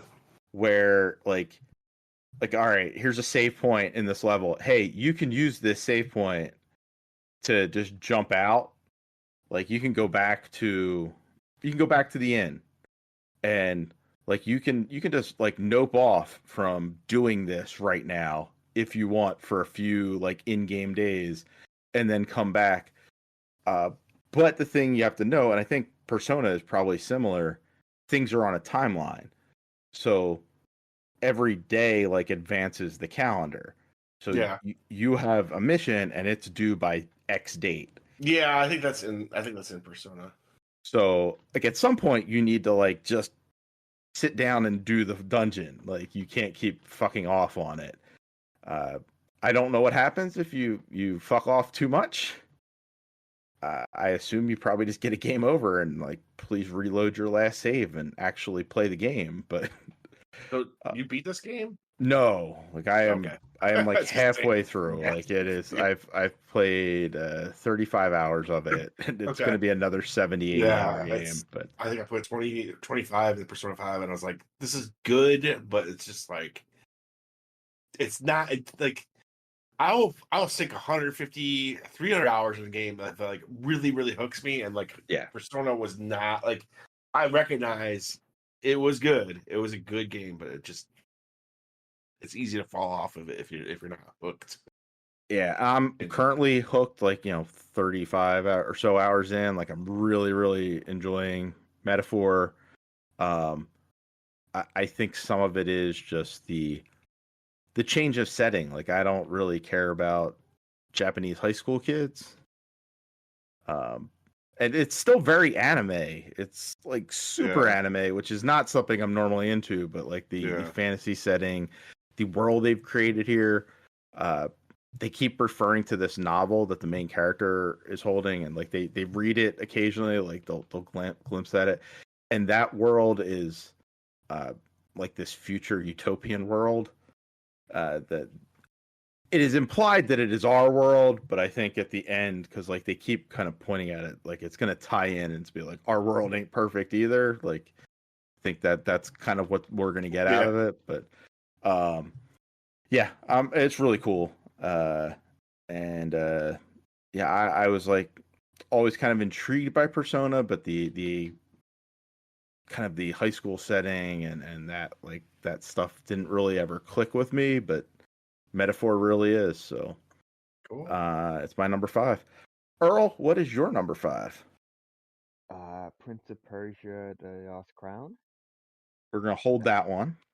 Oh, wow. Wow, I feel like Chris now. In your face. Aha! Jeff, what do you have at number 5? Dungeons of Hinterberg. We're, you know what? Can we just? It's my number 4. I feel like it's not much different to just talk about it now. Okay. If I'm fine with that. How dare you breach protocol? I know, but I'm like, they're gonna come back around to it in like 2 turns. It's definitely not on Tony's list. So No. There's so many things I love about Dungeons of Hinterberg. One, it's like, what if you took a Zelda type game and kind of cut out all the bullshit and like literally like you're on a 30-day vacation. I think it's 30 days like vacation in this. And because she's not on vacation. She's on vacation, but it wasn't because part of the story is she's like, I'm gonna get out of here right away. Yeah. So I think it's supposed to be like a week or something, and then she fights monsters. She's like, oh no, this is too much for me. Is that? But yeah, Yeah. continue. But it's just like it's very structured in that like you don't have to. It's just like, what do you want to do in Zelda? You want to do the dungeons, right? And this is what you get to do. You get to do a new dungeon every day. Some of them are not obviously as big as like a regular Zelda dungeon would be. And it's the perfect amount of story too, because then you do your dungeon, you come home at night, you can talk to some people to advance the story. You go to bed, you do the next thing like the next day. The story, I think, is a really incredible like video game story, and kind of just right. Like it's just not too in your face. Like you just kind of like being in this like tourist town, and it's really interesting, so that you kind of want to know more about it. It just never happens to me with games. So like, I think the story, the setting, and all that like really stood out to me. And then like you're just like mainlining fucking Zelda gameplay into my veins. So I'm just like, cool, dude. Like this all Zelda gameplay with like also you're like upgrading your weapons or getting better weapons, like kind of a mix of that and like an RPG. Like there's like very little I can say about Dungeons and Hindenburg I did not like. I really loved it, and I'm not the only one that played it. I'll like open the. Well, the first thing I was gonna say is, I mean, based on Tears of the Kingdom and Breath of the Wild, I think getting Zelda dungeons is the only thing people want from Zelda games. Because Zelda not strong in dungeons. What I I, want from Zelda The games. I shrines, the shrines though are like constantly feeding you that. yeah, but Like you are finding the shrines not that often. There's a lot of game around that. yeah, Uh, but no, I know, but I get your point, and I do agree with you. I think, what was it? Oh, well, when we get to my number three, I can talk about. But I think there was a part of this year, and a part of last year, I should say, and I think there's gonna be a big part of this year as well, where I kind of wanted cozy. I wanted something that was not it's the super most chill game. intense. Yeah, it's very relaxing. But it's not like, oh, you don't do anything. I guess you go in, you have these dungeons. They They're they have sometimes encounters, challenging too. they have encounters, they have puzzles, they have boss battles, They have mine they carts. they have Yes, Minecraft, yes, I'm a huge fan of Minecarts. Yes, they have a lot, there's a variety of them. There's different, stuff like that. That's great. And then you come back, and I think this is the part that really kind of elevates it, because I mean, any game can have dungeons and stuff like that.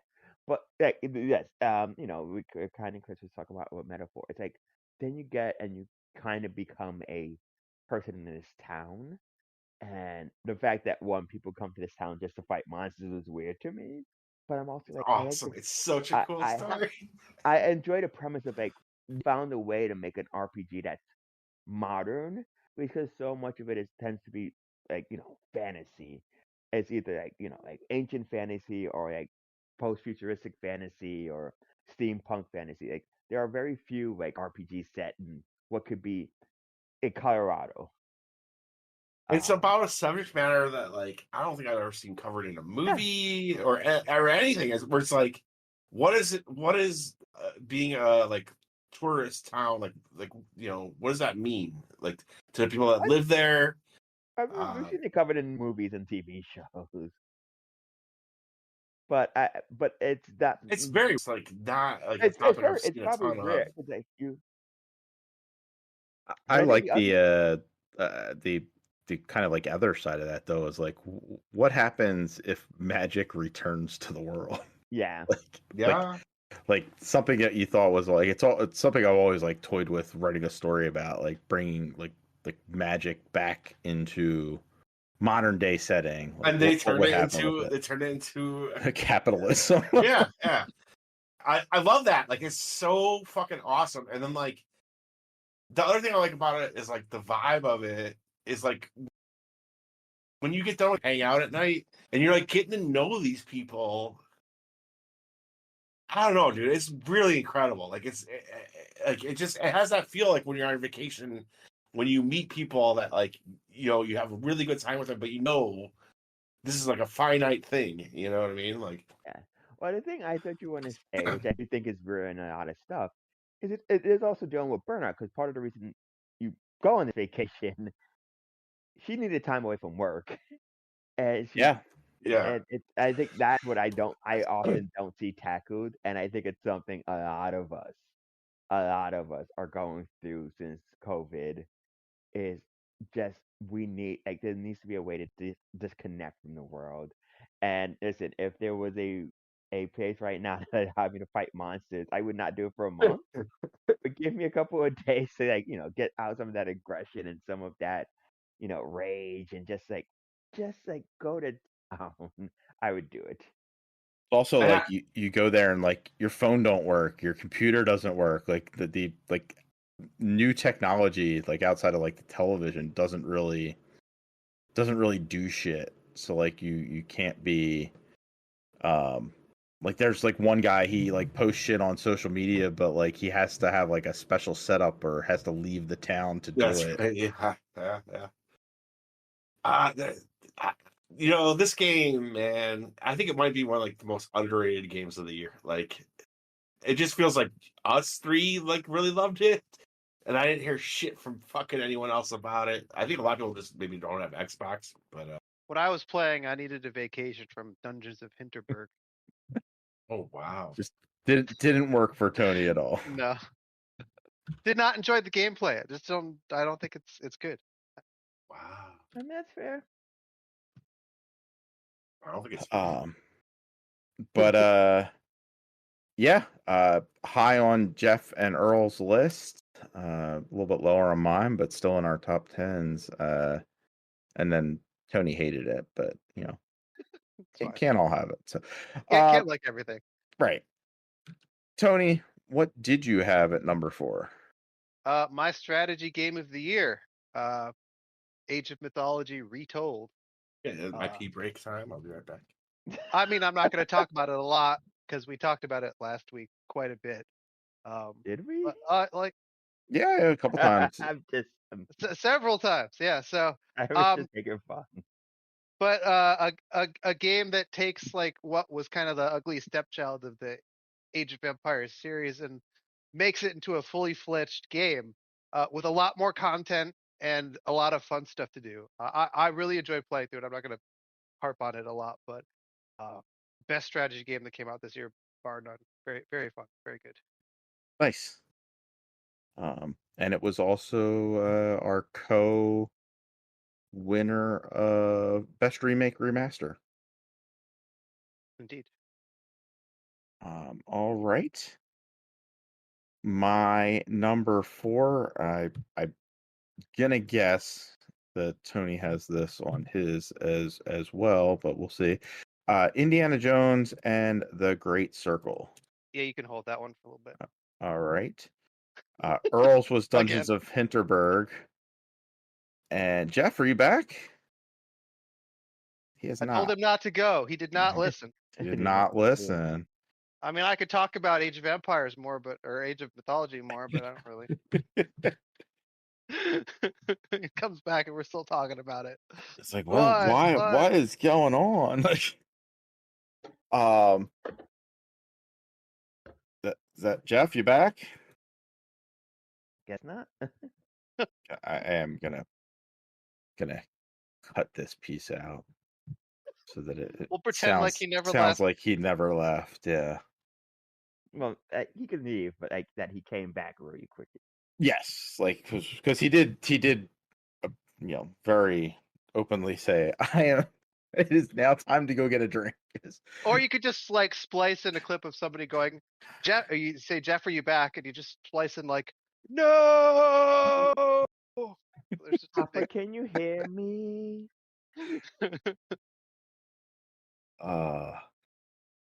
We're down to the top Nitty 3 gritty. here, though. No, I mean you cutting this part out, right? Because Yeah. I feel like there's one game that's gonna be like 1, 2, and it's gonna be a very easy night. But we'll see. I think they're the top game. I think we all knew coming in what the top game was. Oh, absolutely. I don't Yeah. think there's going to be much. I don't think we're going to have to pull knives out over the what we're choosing as our joint number 1. I just didn't expect it to be like everybody would happen so far up. I'm curious who pulled it out first.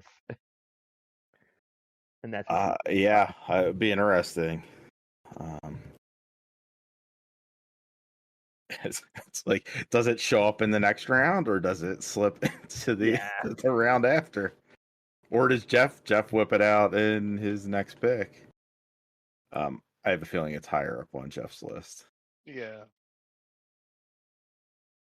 Did he get lost? I'm here. I don't know Oh. what I don't know what you guys are talking about. We're We're waiting for you. I'm fine. gonna cut this out because Tony very quickly talked about Age of Mythology, and then Indy was my number 4, but it's higher on Tony's list. So we're waiting for you. Oh, What's yeah, your number 4, Jeff?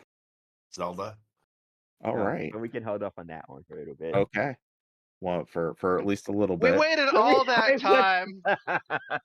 I went to go pee. It was like 30 seconds. It was not. It was 30 not. It was not.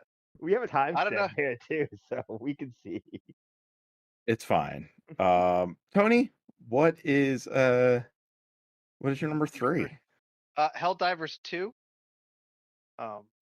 Which I don't think any of the rest of you played enough of to maybe even be on your list. Yeah, No. I still want it. I need to play more of it. I do want to play more. Yeah, of I it. mean, I've been thinking about this the whole time as an Earl game. Like you would definitely be way into this kind of game. Honestly, I saw it, and it was one of the reasons I really wanted to get a PS5 this year. And Yeah. then I think because I got it physical as well, I really do want to get into it though. Yeah, it is the epitome of that emergent co-op madness. Like anything can happen when you land on that planet, and it is craziness from start to finish. I really like all the aspects of this game, from like the fact that friendly fire is always enabled, to just dropping in amongst hordes of robots or aliens or whatever the new faction is. Um, the fact that there's literally somebody running a campaign is super cool. So that he adjusts it based on what the players are doing and how they're reacting. It's just a totally fun thing to play. Refresh my memory, Tony. If friendly fire, Yeah. if I were to walk up to, let's say, somebody else that's on our team and shoot them in the face with a shotgun, they just go down, right? Like we can then pick them up. There's like a timer that you have an amount of time to pick them up before they have to redeploy, and you lose a redeployment. No, I think they can die. You can just Okay. straight kill people. Yeah. So, yeah. Okay. That's always fun.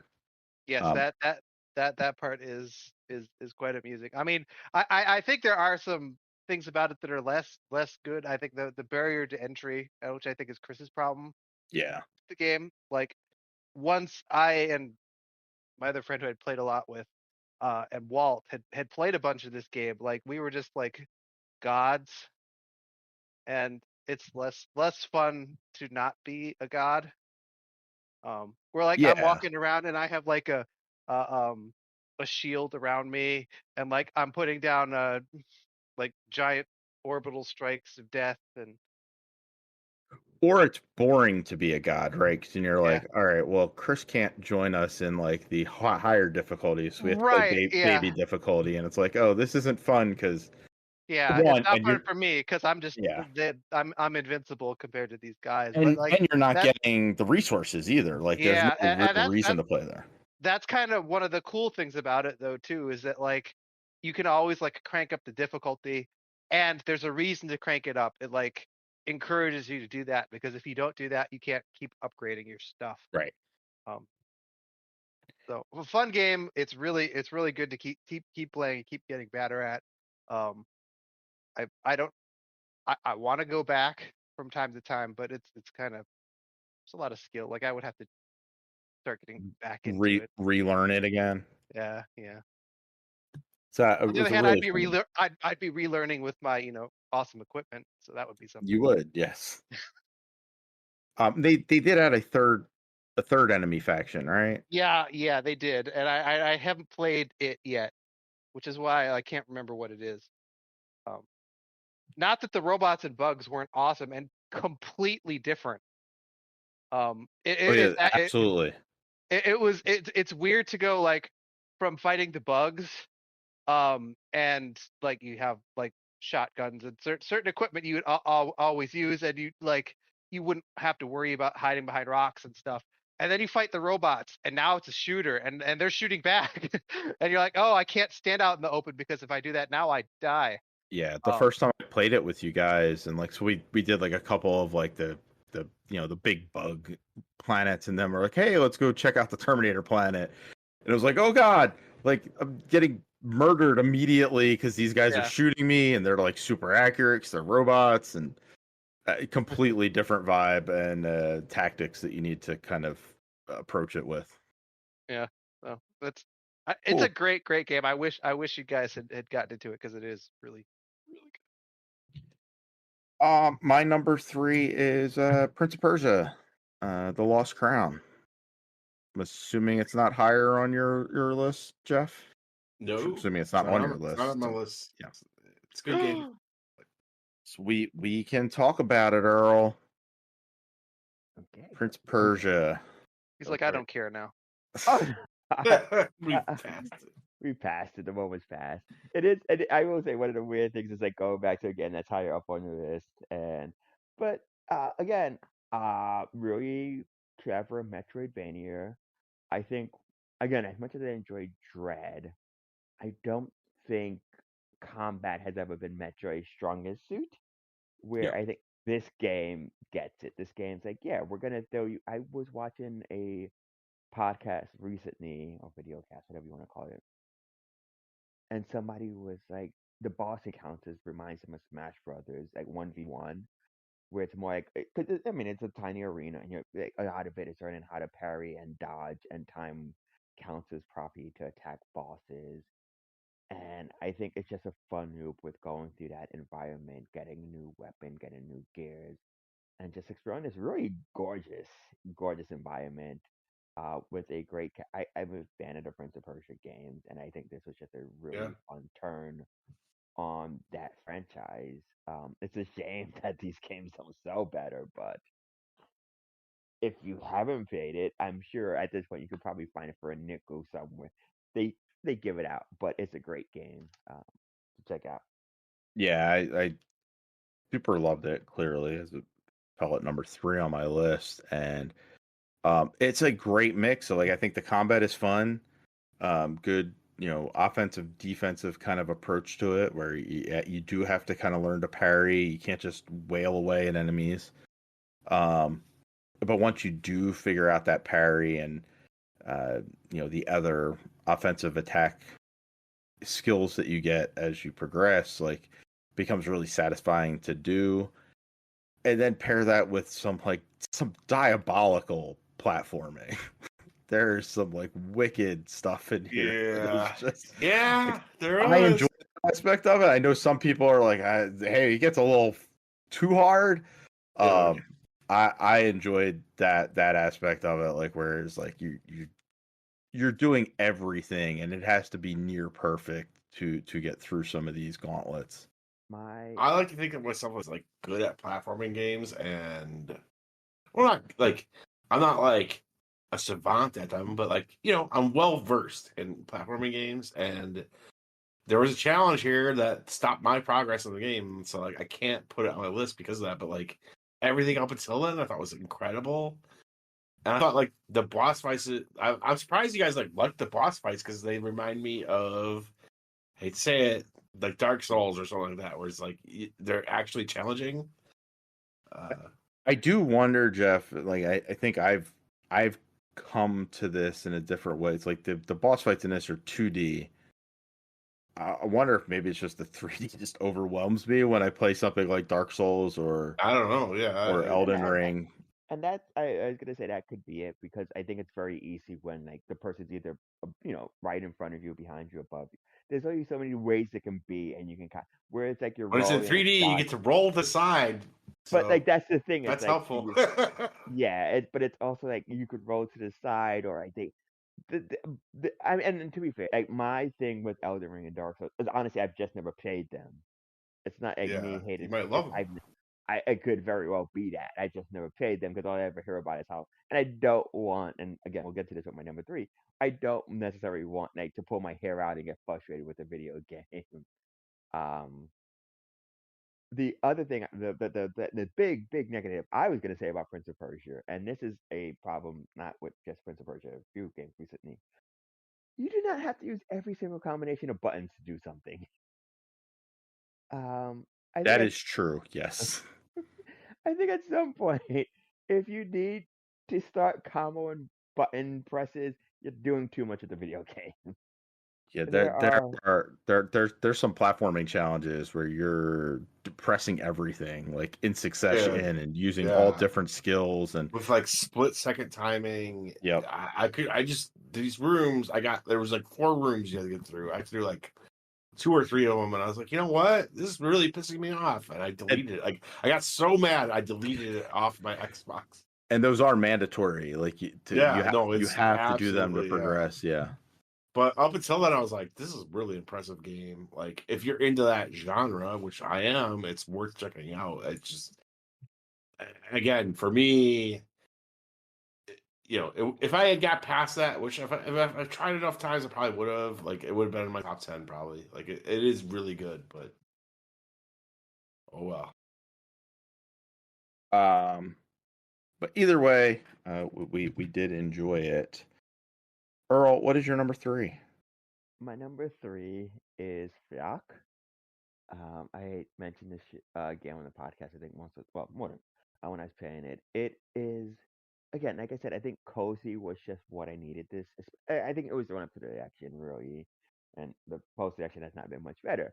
But it's not much of a game. You go around, you collect creatures, you do mini challenges with the creatures, which is either collecting more creatures, observing more creatures, chasing the creatures down. um, there are something like 50 different creatures. You collect enough, it opens up a new part of the map.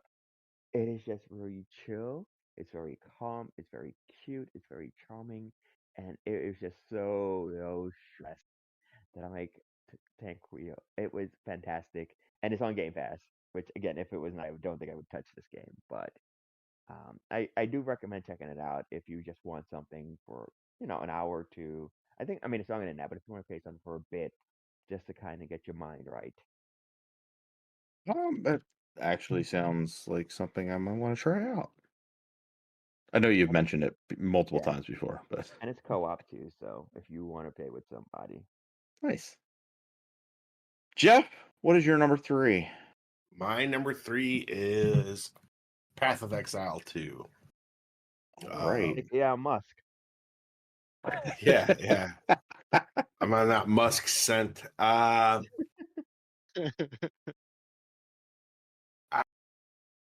don't half of a game, and I don't expect it to make our top 10 because I would actually like to reserve that for this year when it's complete. But even as half a game, I think this game is one of the best, maybe the best ARPG I've ever played. It's just so engaging. You so have to like actually care about like how you're building your character, how you're approaching bosses. If a boss gets tough, you might have to like change what gear you have, which is just something I've never run into in Diablo because you just plow through everything and just hold the buttons. You cycle through your attacks and you're fine in Diablo. And here it's like, and that might not be the case. You have to like really rethink. You have to always be on your toes. You have to be dodging. It's just kind of like a mix of like kind of my 2 favorite types of games right now, and for half of a game, I've put more time into it than any other game this year. I have 3 different characters going on it, and all of them are at least level 25. Sorry, I don't have level 91, Elon. I know I'm not the coolest gamer in the world, but yeah, Path of Exile 2 is incredible. I can't recommend to you guys enough. If you're into that genre at all, it's so worth checking out. Obviously, it'll be free to play at some point, and if you want to wait for that, obviously I understand that. But if not, the $30 I paid for this game, dude, I've gotten more than enough out of that.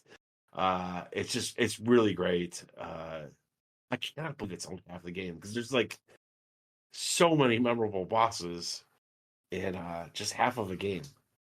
Incredible. Well, hopefully you'll get the rest of the game in this year, I think it, I think 2025. it, I think it will be complete by the end of the year, and I really hope you guys check it out. If anyone here who's into that genre should really check this game out. It's just engaging in a way that no other game in the genre is to me. So, All right. Tony, what do you have at number 2? Should I hold on to this one, Jeff? It's Indiana Jones and the Great Circle. yeah, no, hold it. I don't want to hear anything about it. I don't think that's what he's asking. But... I don't think it's going to be on No, Jeff's final no, 2 I don't here. think so. Let's talk about Indy. Yeah, I super enjoyed this game. I'm actually not finished with it, but I'm at the very, very end. So, very, very close. But I really like it. It gives like a good sense of exploration and actually feeling what it's like to be Indiana Jones. It kind of has a almost. I play it almost as a serial, where you're like I play through like one adventure at a time. Mm-hmm. And each one feels very self-contained and has a lot of cool stuff. The dialogue is great. I love the wisecracking Indy. I think it's Troy Baker who does a perfect Harrison Ford, like absolutely perfect. The game looks fantastic. I don't know. It really gives that feel of those Indiana Jones movies Yes, in game absolutely. form. I didn't know I wanted this. I still couldn't describe I can't tell you what type of game this is. Like it's not really an adventure game. It's not really a third person action game. It's an Indiana Jones game. And I'm fine with that. That's cool. It's cool to have something that's new and different like this, and like a AAA type title. I think that's super awesome. I really enjoyed it. There's depth in some parts, and then there's like the illusion of depth in other parts. So it's like it's like, all right, that's not really fleshed out, but you're not going to use it a whole ton, so whatever. Yeah. The shooting is kind of weird. The sneaking's kind of weird, but like, so it's like that way in the movies too. It's just very. Yeah, well, especially the sneaking. Like he is not like it's always this kind of like it's always goofy when he's sneaking around in the movies, and that's kind of how it feels here too. And it's and then when you get spotted, it's like, oh shit, I guess I gotta punch my way out of this, or hit people with a fly swatter or a frying pan or whatever the fuck I could find around. A guitar. There's like an achievement for throwing an apple at somebody. Like Yep. there's a whole lot. You just end up with like a pile of knocked out Nazis or fascists strewn about. And yeah, I enjoy the dungeons, kind of like the I think you called them adventures, Tony. Like they're like little mini quests that you can go on, but you don't have to go to some of these, but sometimes they will just put you in like a full on hour long kind of like exploration of a tomb or something. You don't need to do it. It's just, a fun like Indiana Jones adventure to do. And it does flesh out the story to do those too. Yeah. You get more information on, kind of like the area you're in or why certain things are happening. You get more information on like some of the characters. I like that, your little companion, like they'll actually talk. Sometimes she gets a little sports announcery where she starts repeating the same things over and over again, especially if you're in the boat area. She's always like dropping the same few lines. every There once in a there are while. occasions where like I kind of want to throw you overboard. Stop saying that. It's like, please stop talking about how you're afraid of the water. Like, but yeah, like some really cool stuff. There's an awesome whole sequence with a giant snake. Yes, the That snake is, sequence is cool, it's really really fun. and it's like Indy's worst nightmare, which is kind of like Yes. he's confronting his greatest fear. I know I kind of agree with Jeff that, like, the boss fights in this are really just like you're punching a big dude. And They're not running away and great, punching but again. yeah, but I was talking about the combat in general. I did one boss fight, which was also just that. so that's all the boss fights, Jeff. Like, there's no Wow, well, that's terrible. There's only like 3 of them, and then there's one with a snake, and that one isn't. You don't punch the snake. But yeah, you're gonna fight. You're gonna fight a big, the giant guy a couple times over the course of the game. They do a couple things differently after when you meet up with him again, but sometimes it is just, you're punching him, trying to like move away, get your stamina back up, and then punch him again. Those aren't great because he's a giant. He's kind of a damage sponge. But everything else around it, I think, is great. in the complete darkness. Yeah, that one's against cool. that one was pretty cool though. Yeah. It uses the same mechanics, but like it's like the one time in the game where the sneaking actually matters. Yeah, because he's blinded and he can't see you, and it's in complete darkness, so like you can't really see him. So you're trying to like get to the light, make noise so that he can charge you, and then like try to avoid him so you can get a couple punches in, and then skitter away back into the darkness. It's a really cool fight. Yeah. Overall, I think I said this a couple weeks ago. It's up there for Indy for me. It's like the 3rd best Indiana Jones story, after Raiders and Last Crusade. So, and I know Earl has them flip flopped, but Yes, the accurate correct order. different argument there. So, And going back to Call of Duty, it's the same thing where when I went to pay the game, it had an update, and I don't know why it was updating the whole game, and my hard drive does not have another 130 gigs on it when this is already 130.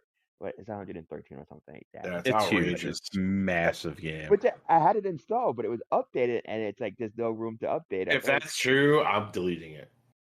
Well, again, I haven't tried. You haven't deleted it yet? I thought you hated it. No, Why, I've been hanging on because I'm like, I'll get to it after I'm done with this, but I think I'm just gonna go from this straight to Avowed. So it's all right, Jeff. You delete it, put it away, move on. I mean, I played a third of it. I got through the Vatican. Yeah. The I have an Vatican's idea. the I have an first idea what big it hub is. there. I have an idea what it is. I did not particularly like it. It's fine.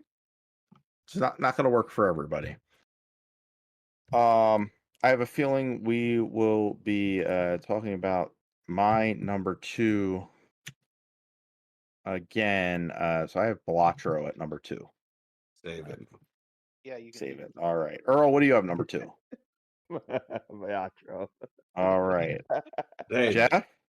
All right, number 2 is save it. Astrobot. Astrobot. Save that. Okay. So I wonder what these games could be. Tony, are we talking about Balatro now? We can talk about Balatro, yes. Can we? Are we at number 1? Is that your number 1? We're number 1. It is my number 1. Yeah. All right. Assuming, Jeff, it's your number 1 as well? Yep. All right, let's talk about Balatro. Just Go ahead, Jeff. Go. It is. I don't know, man. Like, first off, it's a brand new game, right? Like, obviously it's building off of poker, but it was the one game last year that was just like, this is like a new idea. I don't know how it feels like a game that should have always existed. Like, hey, we're gonna take elements of a roguelike and mix it with poker. and it just works. It's awesome. And I have like, I'm not even like I think Tony might be the best one among us to talk about this game because like I've only scratched the surface of it. Like I just got the Joker the other night that makes it like that black or red colors count as a flush. Like like their suits count the same. I was like, the this. blurred. What is it? Blurred lines, I think it's called. I'm like, I'm gonna be doing entire runs just based off this card, and that like, for a game I've sunk a ton of time into to go. I've scratched the surface of it, and then go, oh, I'm so excited for like this one little corner of it that I'm gonna do.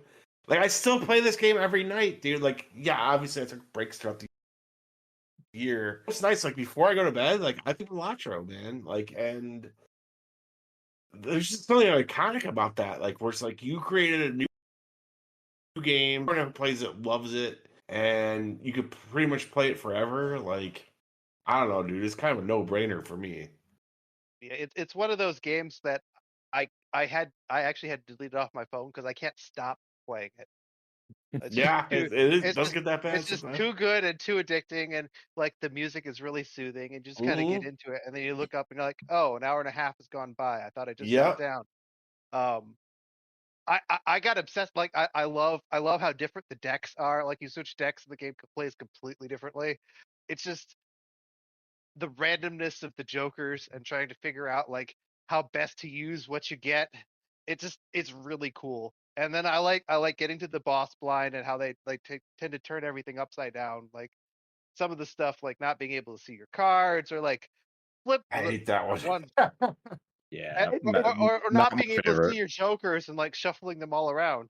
Or they randomly like block one, like where it just doesn't work, and you don't know which one it's gonna be. Yeah, and it switches every time. And so if you built like you got like a bunch of jokers that work really great together, and then they take one away, and you're like, oh, now none of it works. Yep. And now I am screwed. It's just so infinitely replayable because of that shit. Yeah. Like, and like if you're into like poker or cards at all, it's just like I don't know how you don't get sucked into it. Like if you're into like if you like poker and you start playing this game, you're gonna get sucked. Like you don't have to be a gamer or anything. It's gonna suck you in, and I don't know, man. I just love it. I fucking love it. I cannot believe like this. I think it works if you don't like poker, though. I think that. I don't think you have to know. Yeah, I think that's been my big selling point to a lot of people. It's like if you know poker, it's good, but it's also sometimes to your detriment because so much of the game It's like is rewire your brain a little. Yes, because like if you can go and it's like my play style is going to be high cards only, that's not what you go for in poker. If you're going to have there are jokers where it's like you get benefits for you having a hand with 3 cards. Yeah. You won't do a flush, you won't do a straight. You might do a pair, you might do a high card. You might do 3 of a kind. So it rewires your brain in this. Cause I think when we talked about this, when I was talking about this originally, that it's like you don't need to know poker hands. It will tell you what it is. Literally, if you pick the cards, it's like you'll figure it out at some point. But I love the fact that you go in, and the first hand or two, it's usually a flush or a straight because that gives you the most amount of points off the back, and you have no modifiers or anything yet. Well, I mean, aside from your deck, it's a second hand onward where it's like, okay, now I need to figure out what this is going to become. What am I going to run with? Yeah. And maybe in the second hand you'll get a card that says like how many times you've played this hand. Exactly. And you're just like, well, then I'm leaning into this. You know what I mean? Like it's funny when you get to the end and you're like, I can play a pair because it's worth more than a royal flush right now. Yeah. Like you'll do the math on it. You're like, holy shit. And I don't even do the math. Dude. You just pick them up and see. Like, you just the know. numbers. Like, oh, this went down, and it's so weird because like there are times where it's like, oh, like I have 2 pairs, but one pair nets me more because like I said, you needed 3 cards. And for every with a pair of like 4s or something like that, and like the 4s repeat twice, so you get double that. Oh, I also have like a special card here, and then we add the spectral card, or let me do one of these things that had. It's just it's so simple in how gorgeous and creative it is. I think the thing is, and I think what Jeff is trying to get at, is just because you understand cards. Like if you even if you don't understand poker, we've all played with playing cards at some point in our lives.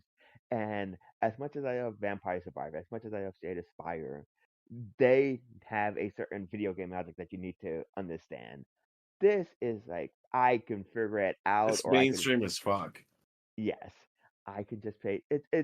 I mean, I mean not, but I could see this being like solitaire for a new generation, where it's like a It game you have on is. your game you have on your computer or your your the tablet or your phone or your Switch or whatever, and you play to kill time at work. You play to kill time on your commute. You play at lunch break. You play. Like, I'm preparing dinner. I need to watch the stove. I could just play. You need one hand. You don't need a lot of effort for this, and it is gorgeous. I think he does a great job because it is one person. I mean, that's one, and they do a great job of like it's playing cards, but they do a great job of making it look unique with just like like the cards and the motions on them, and then you add like you can get gold for, you can get you can get stone cards, you can get I forget what the multiplier is that has like the little blood stain coming down it. There's this seal on it, and it's just so fantastic.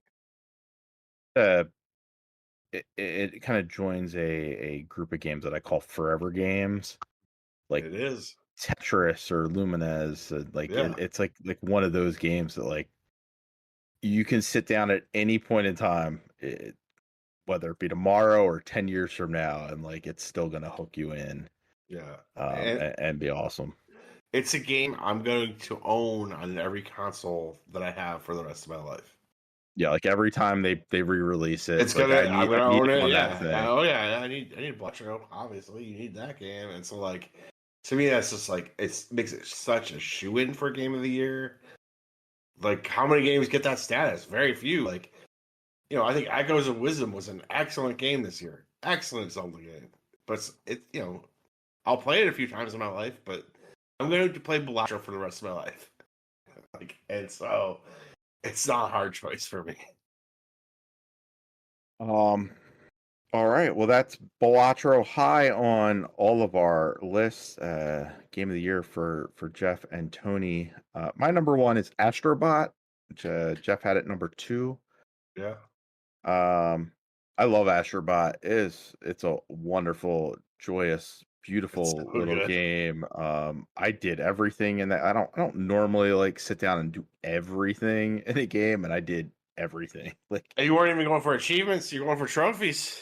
So it's yeah, like different which that thing. mean nothing to me. Like I don't care about trophies, but I wanted to unlock everything. I wanted to find all the secrets and get all the little collectibles and make my little Astrobot world as lively as possible. It's just so much fun. There are these challenge levels that I don't even know how they come about. Like something shows up on like the space map, and if you chase it, knock it, it'll reveal one. And this happens for some other stuff that they're just like they're also challenge levels, but they're not as challenging. These challenge levels are PlayStation symbols. So like each world has like you know one of the face buttons, circle, square, X, or triangle, and there's like a series of 4 or 5 of these, and these are brutal, like just absolutely brutal 3D platforming levels that are Yeah, that's they're so bad. much fun. I had a blast just chasing them down. Like just like I'm gonna finish it. There's no real need to do it. It's just like these are really cool.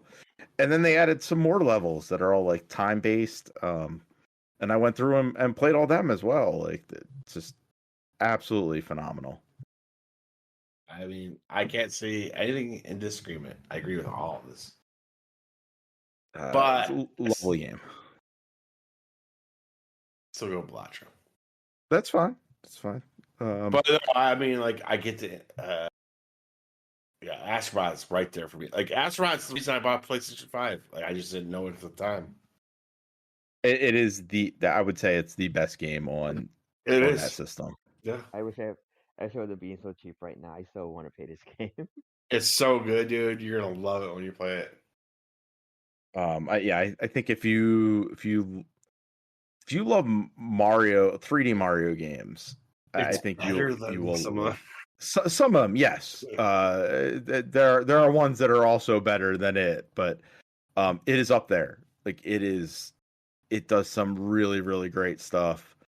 It's super creative and it's just kind of like a joy to play. Like it's like yeah. the work, like some of the levels, like the music is great and they're fun and enjoyable, and like you're doing like weird things. You only do them once, and that's all. That was Yeah. it. Like that's all you need to do because like it's super fun. That's From what another I thing that was like awesome about it is like Mario games are often iterative, like in terms like or like they'll like introduce that idea of the game and you keep doing it over and over. And here it's like every level's just like we're gonna do something good and awesome and we're gonna throw it away to do Yeah, something else new and well, awesome. I Like was gonna there's like say one. Go ahead, Earl. I was gonna say I think because that's definitely why I love the Galaxy games because Galaxy is like we're gonna do something and you'll do it once and yeah. you'll never see it again. This And I think is most comparable to Galaxy, I think. Yeah. I was gonna Yeah. say from what I've seen, it's Galaxy with Sunshine special stages. Yeah. Yeah, those stages are very similar to the Sunshine stages. I've seen a lot of this game. I just have not pulled the trigger on You it. love it, man. Oh my god, it's so good. There's one level. I don't know exactly where in the game it is, but it's later, and you go in and like the special gimmick is like you shrink down to like the size of a mouse, and you're then dealing with everything that's like way bigger than you in it, and like it's just like really neat. And they do it once, and that was it, and you never do it again, and it's like it doesn't matter. Like it was like that was an awesome level. There's one in a casino where you're like freezing time and you're jumping on like coins as they're coming out to platform across things. Like they do some really creative stuff in it. It's super fun. But Earl, what is your number one? I know Oh what my it god. is. I've already filled it in, but Yes, I see the form. But yes, it has to be officially announced. It is The Legend of Zelda Echoes of Wisdom. And I think just, for clarity's sake, like this and Byacho like 1 and 1.1. I went back and forth, but ultimately I think I just Zelda just eked it out. And I just had an absolutely amazing time with this game. I think part of it is I enjoy Breath of the Wild, I enjoy Tears of the Kingdom, but I was arguing with Jeff for fun earlier. I do want my puzzles, I do want my dungeons.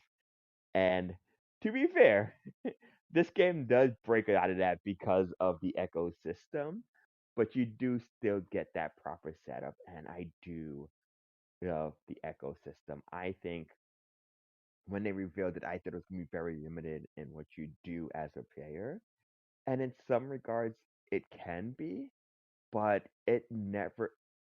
I think when I talked about this game, I mentioned that I kept on forgetting that I had a sword form because I had so much fun just throwing out the echoes and seeing Oh how they yeah. interacted with the enemies.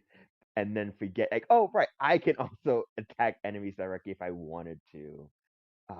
There's just something so great about like being in an underwater area and throwing out a shark and seeing it go to town on enemies, or throwing out the bomb fish and seeing it like wiggle its way to something and kind of get stuck in one of the plants and like Jesus no, it's gonna blow up. Later on when you get like there's a fill and you just throw them in and they're very very aggressive creatures. Um, and I know the game can be very basic if you make it because there are certain times you get certain echoes and it's like I'm just gonna run with this echo. I Yeah. I like the variety, like trying out different ones and evolving it. So it wasn't always like I was not always like okay like anything is just like the water cubes up. It's like there are different solutions. I enjoyed the spiders; they were always a good one. But the game gave you enough new tools that I always wanted to go back and try those new tools. Some of them worked, some of them didn't.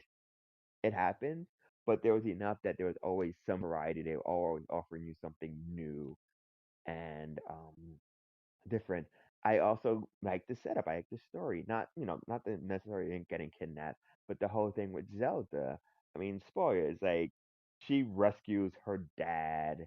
I mean, it's a Zelda structure. You do 3 dungeons. Big plot twist. You do 5 dungeons. She rescues her dad and everybody from the kingdom after the 3rd dungeon, and then it becomes this thing about like Hyrule still needs a hero, and we're gonna put you out there even though we don't want you to. And it's great in that regard. Like, there are some iffy stuff with the story in regards to the fact that you can do the first 3 dungeons, I think, in any order, and then you can do the next 5. So there's not necessarily a heavy continuity between them. And there is like one segment in the Zora domain where you're just going back and forth between these 2 areas. But other than that, it was an absolute delight. I did not play Link's Awakening, so this style was also new to me, and I think it's a very fantastic style. It's also a And much better game, in my well, opinion. because it's actually like Link's Awakening was made for like the Game Boy. It was a I know, but handheld there's people like, to me, that that's always been like a lesser than, like not as good as the others. But there are yeah, there are people that love it, but no, yeah, yeah. yeah. But I think this is like, man, it's kind of like puts together everything like ancient and modern in the series into like one game in a really good way. I don't know, like yeah, it's yeah. it's really cool. Yes, and I would actually love it if they were like, what, we're gonna keep the 3D ones like Breath of the Wild and Tears of the Kingdom in one zone. You can have Link do like like a classical Ocarina of Time, Skyward Sword, Twilight Princess, and then having the 2D ones be this experimental thing with Zelda. You have a new type of ability. You have a function to do the story around that, and it's a good way to kind of diversify the franchise. Like, it's very much a traditional Zelda game. It's just a traditional main character in the lead role. Well, there you have it. Those are our top tens. Weirdly, there were only 10 games amongst the 40 that they're less than 40, but and we gave 40 overlaps. slots. Yeah, Yeah. there were only 10 out of them that This makes it overlap. easy. Oh, we're good. So I've worked something out here. Just I kind of like looking where we place them, assigning number values. We can move shit around. This isn't finalized, but let me let me know what you feel about this list right now. Black Ops 6 at 10, Path of Exile 2 at 9, Flock at 8, Helldivers 2 at 7, Prince of Persia: The Lost Crown at 6, Dungeons of Hinterberg at 5, Indie at 4, Astrobot at 3, Zelda at 2, and Balatro nearly. I mean, it's not close. Like, It's not. like I think we joked about this all year, but I don't think Yeah. at point since Beato came out, there was ever any doubt it was going to be the game of the year. I mean, Like, I wouldn't have thought it after I first no, but I played it. meant I was like, that's awesome that Earl found this game, but like you found it before it blew up. yeah. And I was What like, I this is what I cool. said is like this was my game of the year until I beat Echoes of Wisdom. Really, yeah. And like I I said, was this just is like, like it's good. It just grew on me so much. Like, out of that list, the only thing I would say, I hate to shoot myself in the foot, is like I would save Path of Exile 2 for this year because I think it will be very high on my list this year, and I'm gonna argue strongly for it this year. So like, if you guys want to save that fight for another year, I'd be happy to put something else in its slot. And while we figure that out, I would also, this is a weird one too, because it's my game of the year. But I'd actually put Astrobot above Zelda just because you and Jeff had it 1 and 2. I had it as my game of the year, but I think you and Jeff had it higher up on the list. It So it was makes so hot, sense. yeah, and it was Yeah. my game of the year. And I will say that I would have Zelda probably would have been higher on my list if I had finished it. I just did not. What the I did fuck? not finish it. So Not that I didn't want to, Jeff. I Just just remove it from the list, then it's tainted. just move it. Yeah, it's gone now. Shouldn't So be on there at all. no Zelda. All right, I'll move Astrobot up one. I'm not opposed to that by any stretch. Yeah, I just it makes more sense. Like it was 1 and 2 for you folks. It was just on more people's list. With Zelda was on more people's list, but it was higher up on your list. All So right, can we well, replace Jeff's game with a strategy game? Can we do that? Yeah, I'm sure. I'm fine with that. You want to put Age of Mythology there at 9? Absolutely. I'm Yeah, I was gonna- okay well, with that. Or we can put it Look at at 10 us. and, Look and at Yeah, I was us. gonna say Go. put it at Move it 10 at and put Call 10. of Duty at 9. Yeah. Yeah. All right, That I'm makes more sense. all right, and then Jeff can hold Path of Exile so that it can end up in between 3 and 7 next year. Wow. I'm just joking with you. It would be so funny if Jeff forgets about it next year. Like I had so many new No, games. I'd be surprised if that happened. It's going to be at the top of all our social media feeds because Elon Musk is going to keep pushing it up there. We won't be able to avoid it. All right. Well, then I feel that we have a top 10 here, unless you guys want to adjust it any. Age of Mythology retold at 10, Call of Duty Black Ops 6 at 9, Flock at 8, Helldivers 2 at 7, Prince of Persia: The Lost Crown at 6, Dungeons of Hinterberg at 5, Indiana Jones and the Great Circle at 4, The Legend of Zelda: Echoes of Wisdom at 3, Astrobot at 2, and Balatro at number 1. Any arguments there? We good? I like this list. I'm all for it. I think it's a good list. I demand a fight next year because we haven't fought over this list in so long. This is like the unprecedented to the fact Yeah, that like Balatro was just like the runaway. Like I normally think- it's a little bit closer. But no, like we when you all have- had it up at the top. It's of our list. just it came so early, established itself so strong. It's kind of like this like underdog story too, in a way. Like it really kind of like made me sad that it didn't win Game Awards one. I was kind of sad about that too. 'cause Yeah. again, But it's one person, or I mean, at least they market it as one person, and it's insane. basically, it's like him. Someone did the music. I don't think he did the music, but whatever, dude. Like, regardless, even if it was like 5 people, that's incredible what they did. Like, a lot of thought like went into that game, like really, and it's a game that you keep playing. It's like that's what you want. Like, at least that's what I want at this stage of my life. Is games like that you can play forever. I mean, at times I want that for sure. Yeah. I value that way more over like I don't know, Indiana Jones. I'd rather have Balatro. You play that game forever. Remember how long you spent in the Vatican? Yeah, it's true. All right. Well, those are that's our top 10. And our game of the year is Balatro. We'll be back next week. I don't know if any games are quite out yet. I know Well, Dynasty Warriors Origins came out, but Yeah, we'll have a few things to talk about that we didn't cover, like until Dawn Troy came out today, and talk about that next week. I mean, I don't think anybody's gonna get Donkey Kong Country Returns. That's out today. There's some Sony news we can tackle next week, and I think Microsoft has their showcase next. Yeah. it's true. Yeah, the Yeah, 23rd. So the Thursday, so we'll have that to talk about. They as announced well. all their games are coming to the Switch. Yeehaw. Switch 2. Switch 2. can't wait to play Halo on my Switch 2. Hell yeah, brother. All I'm right.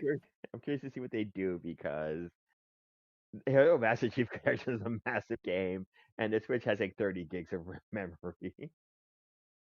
Yeah. I'm like, you gonna fit that on a cart? Is it a download? Like, what are we doing? I'm super interested to see how that works out. Halo branded SD cards. The new thing. Be awesome. We'll be back next week. In the meantime, go play Balatro. It's awesome. Bum, Jeff? bum, bum, bum, bum. Say goodnight. I can't do the fucking music. Good night.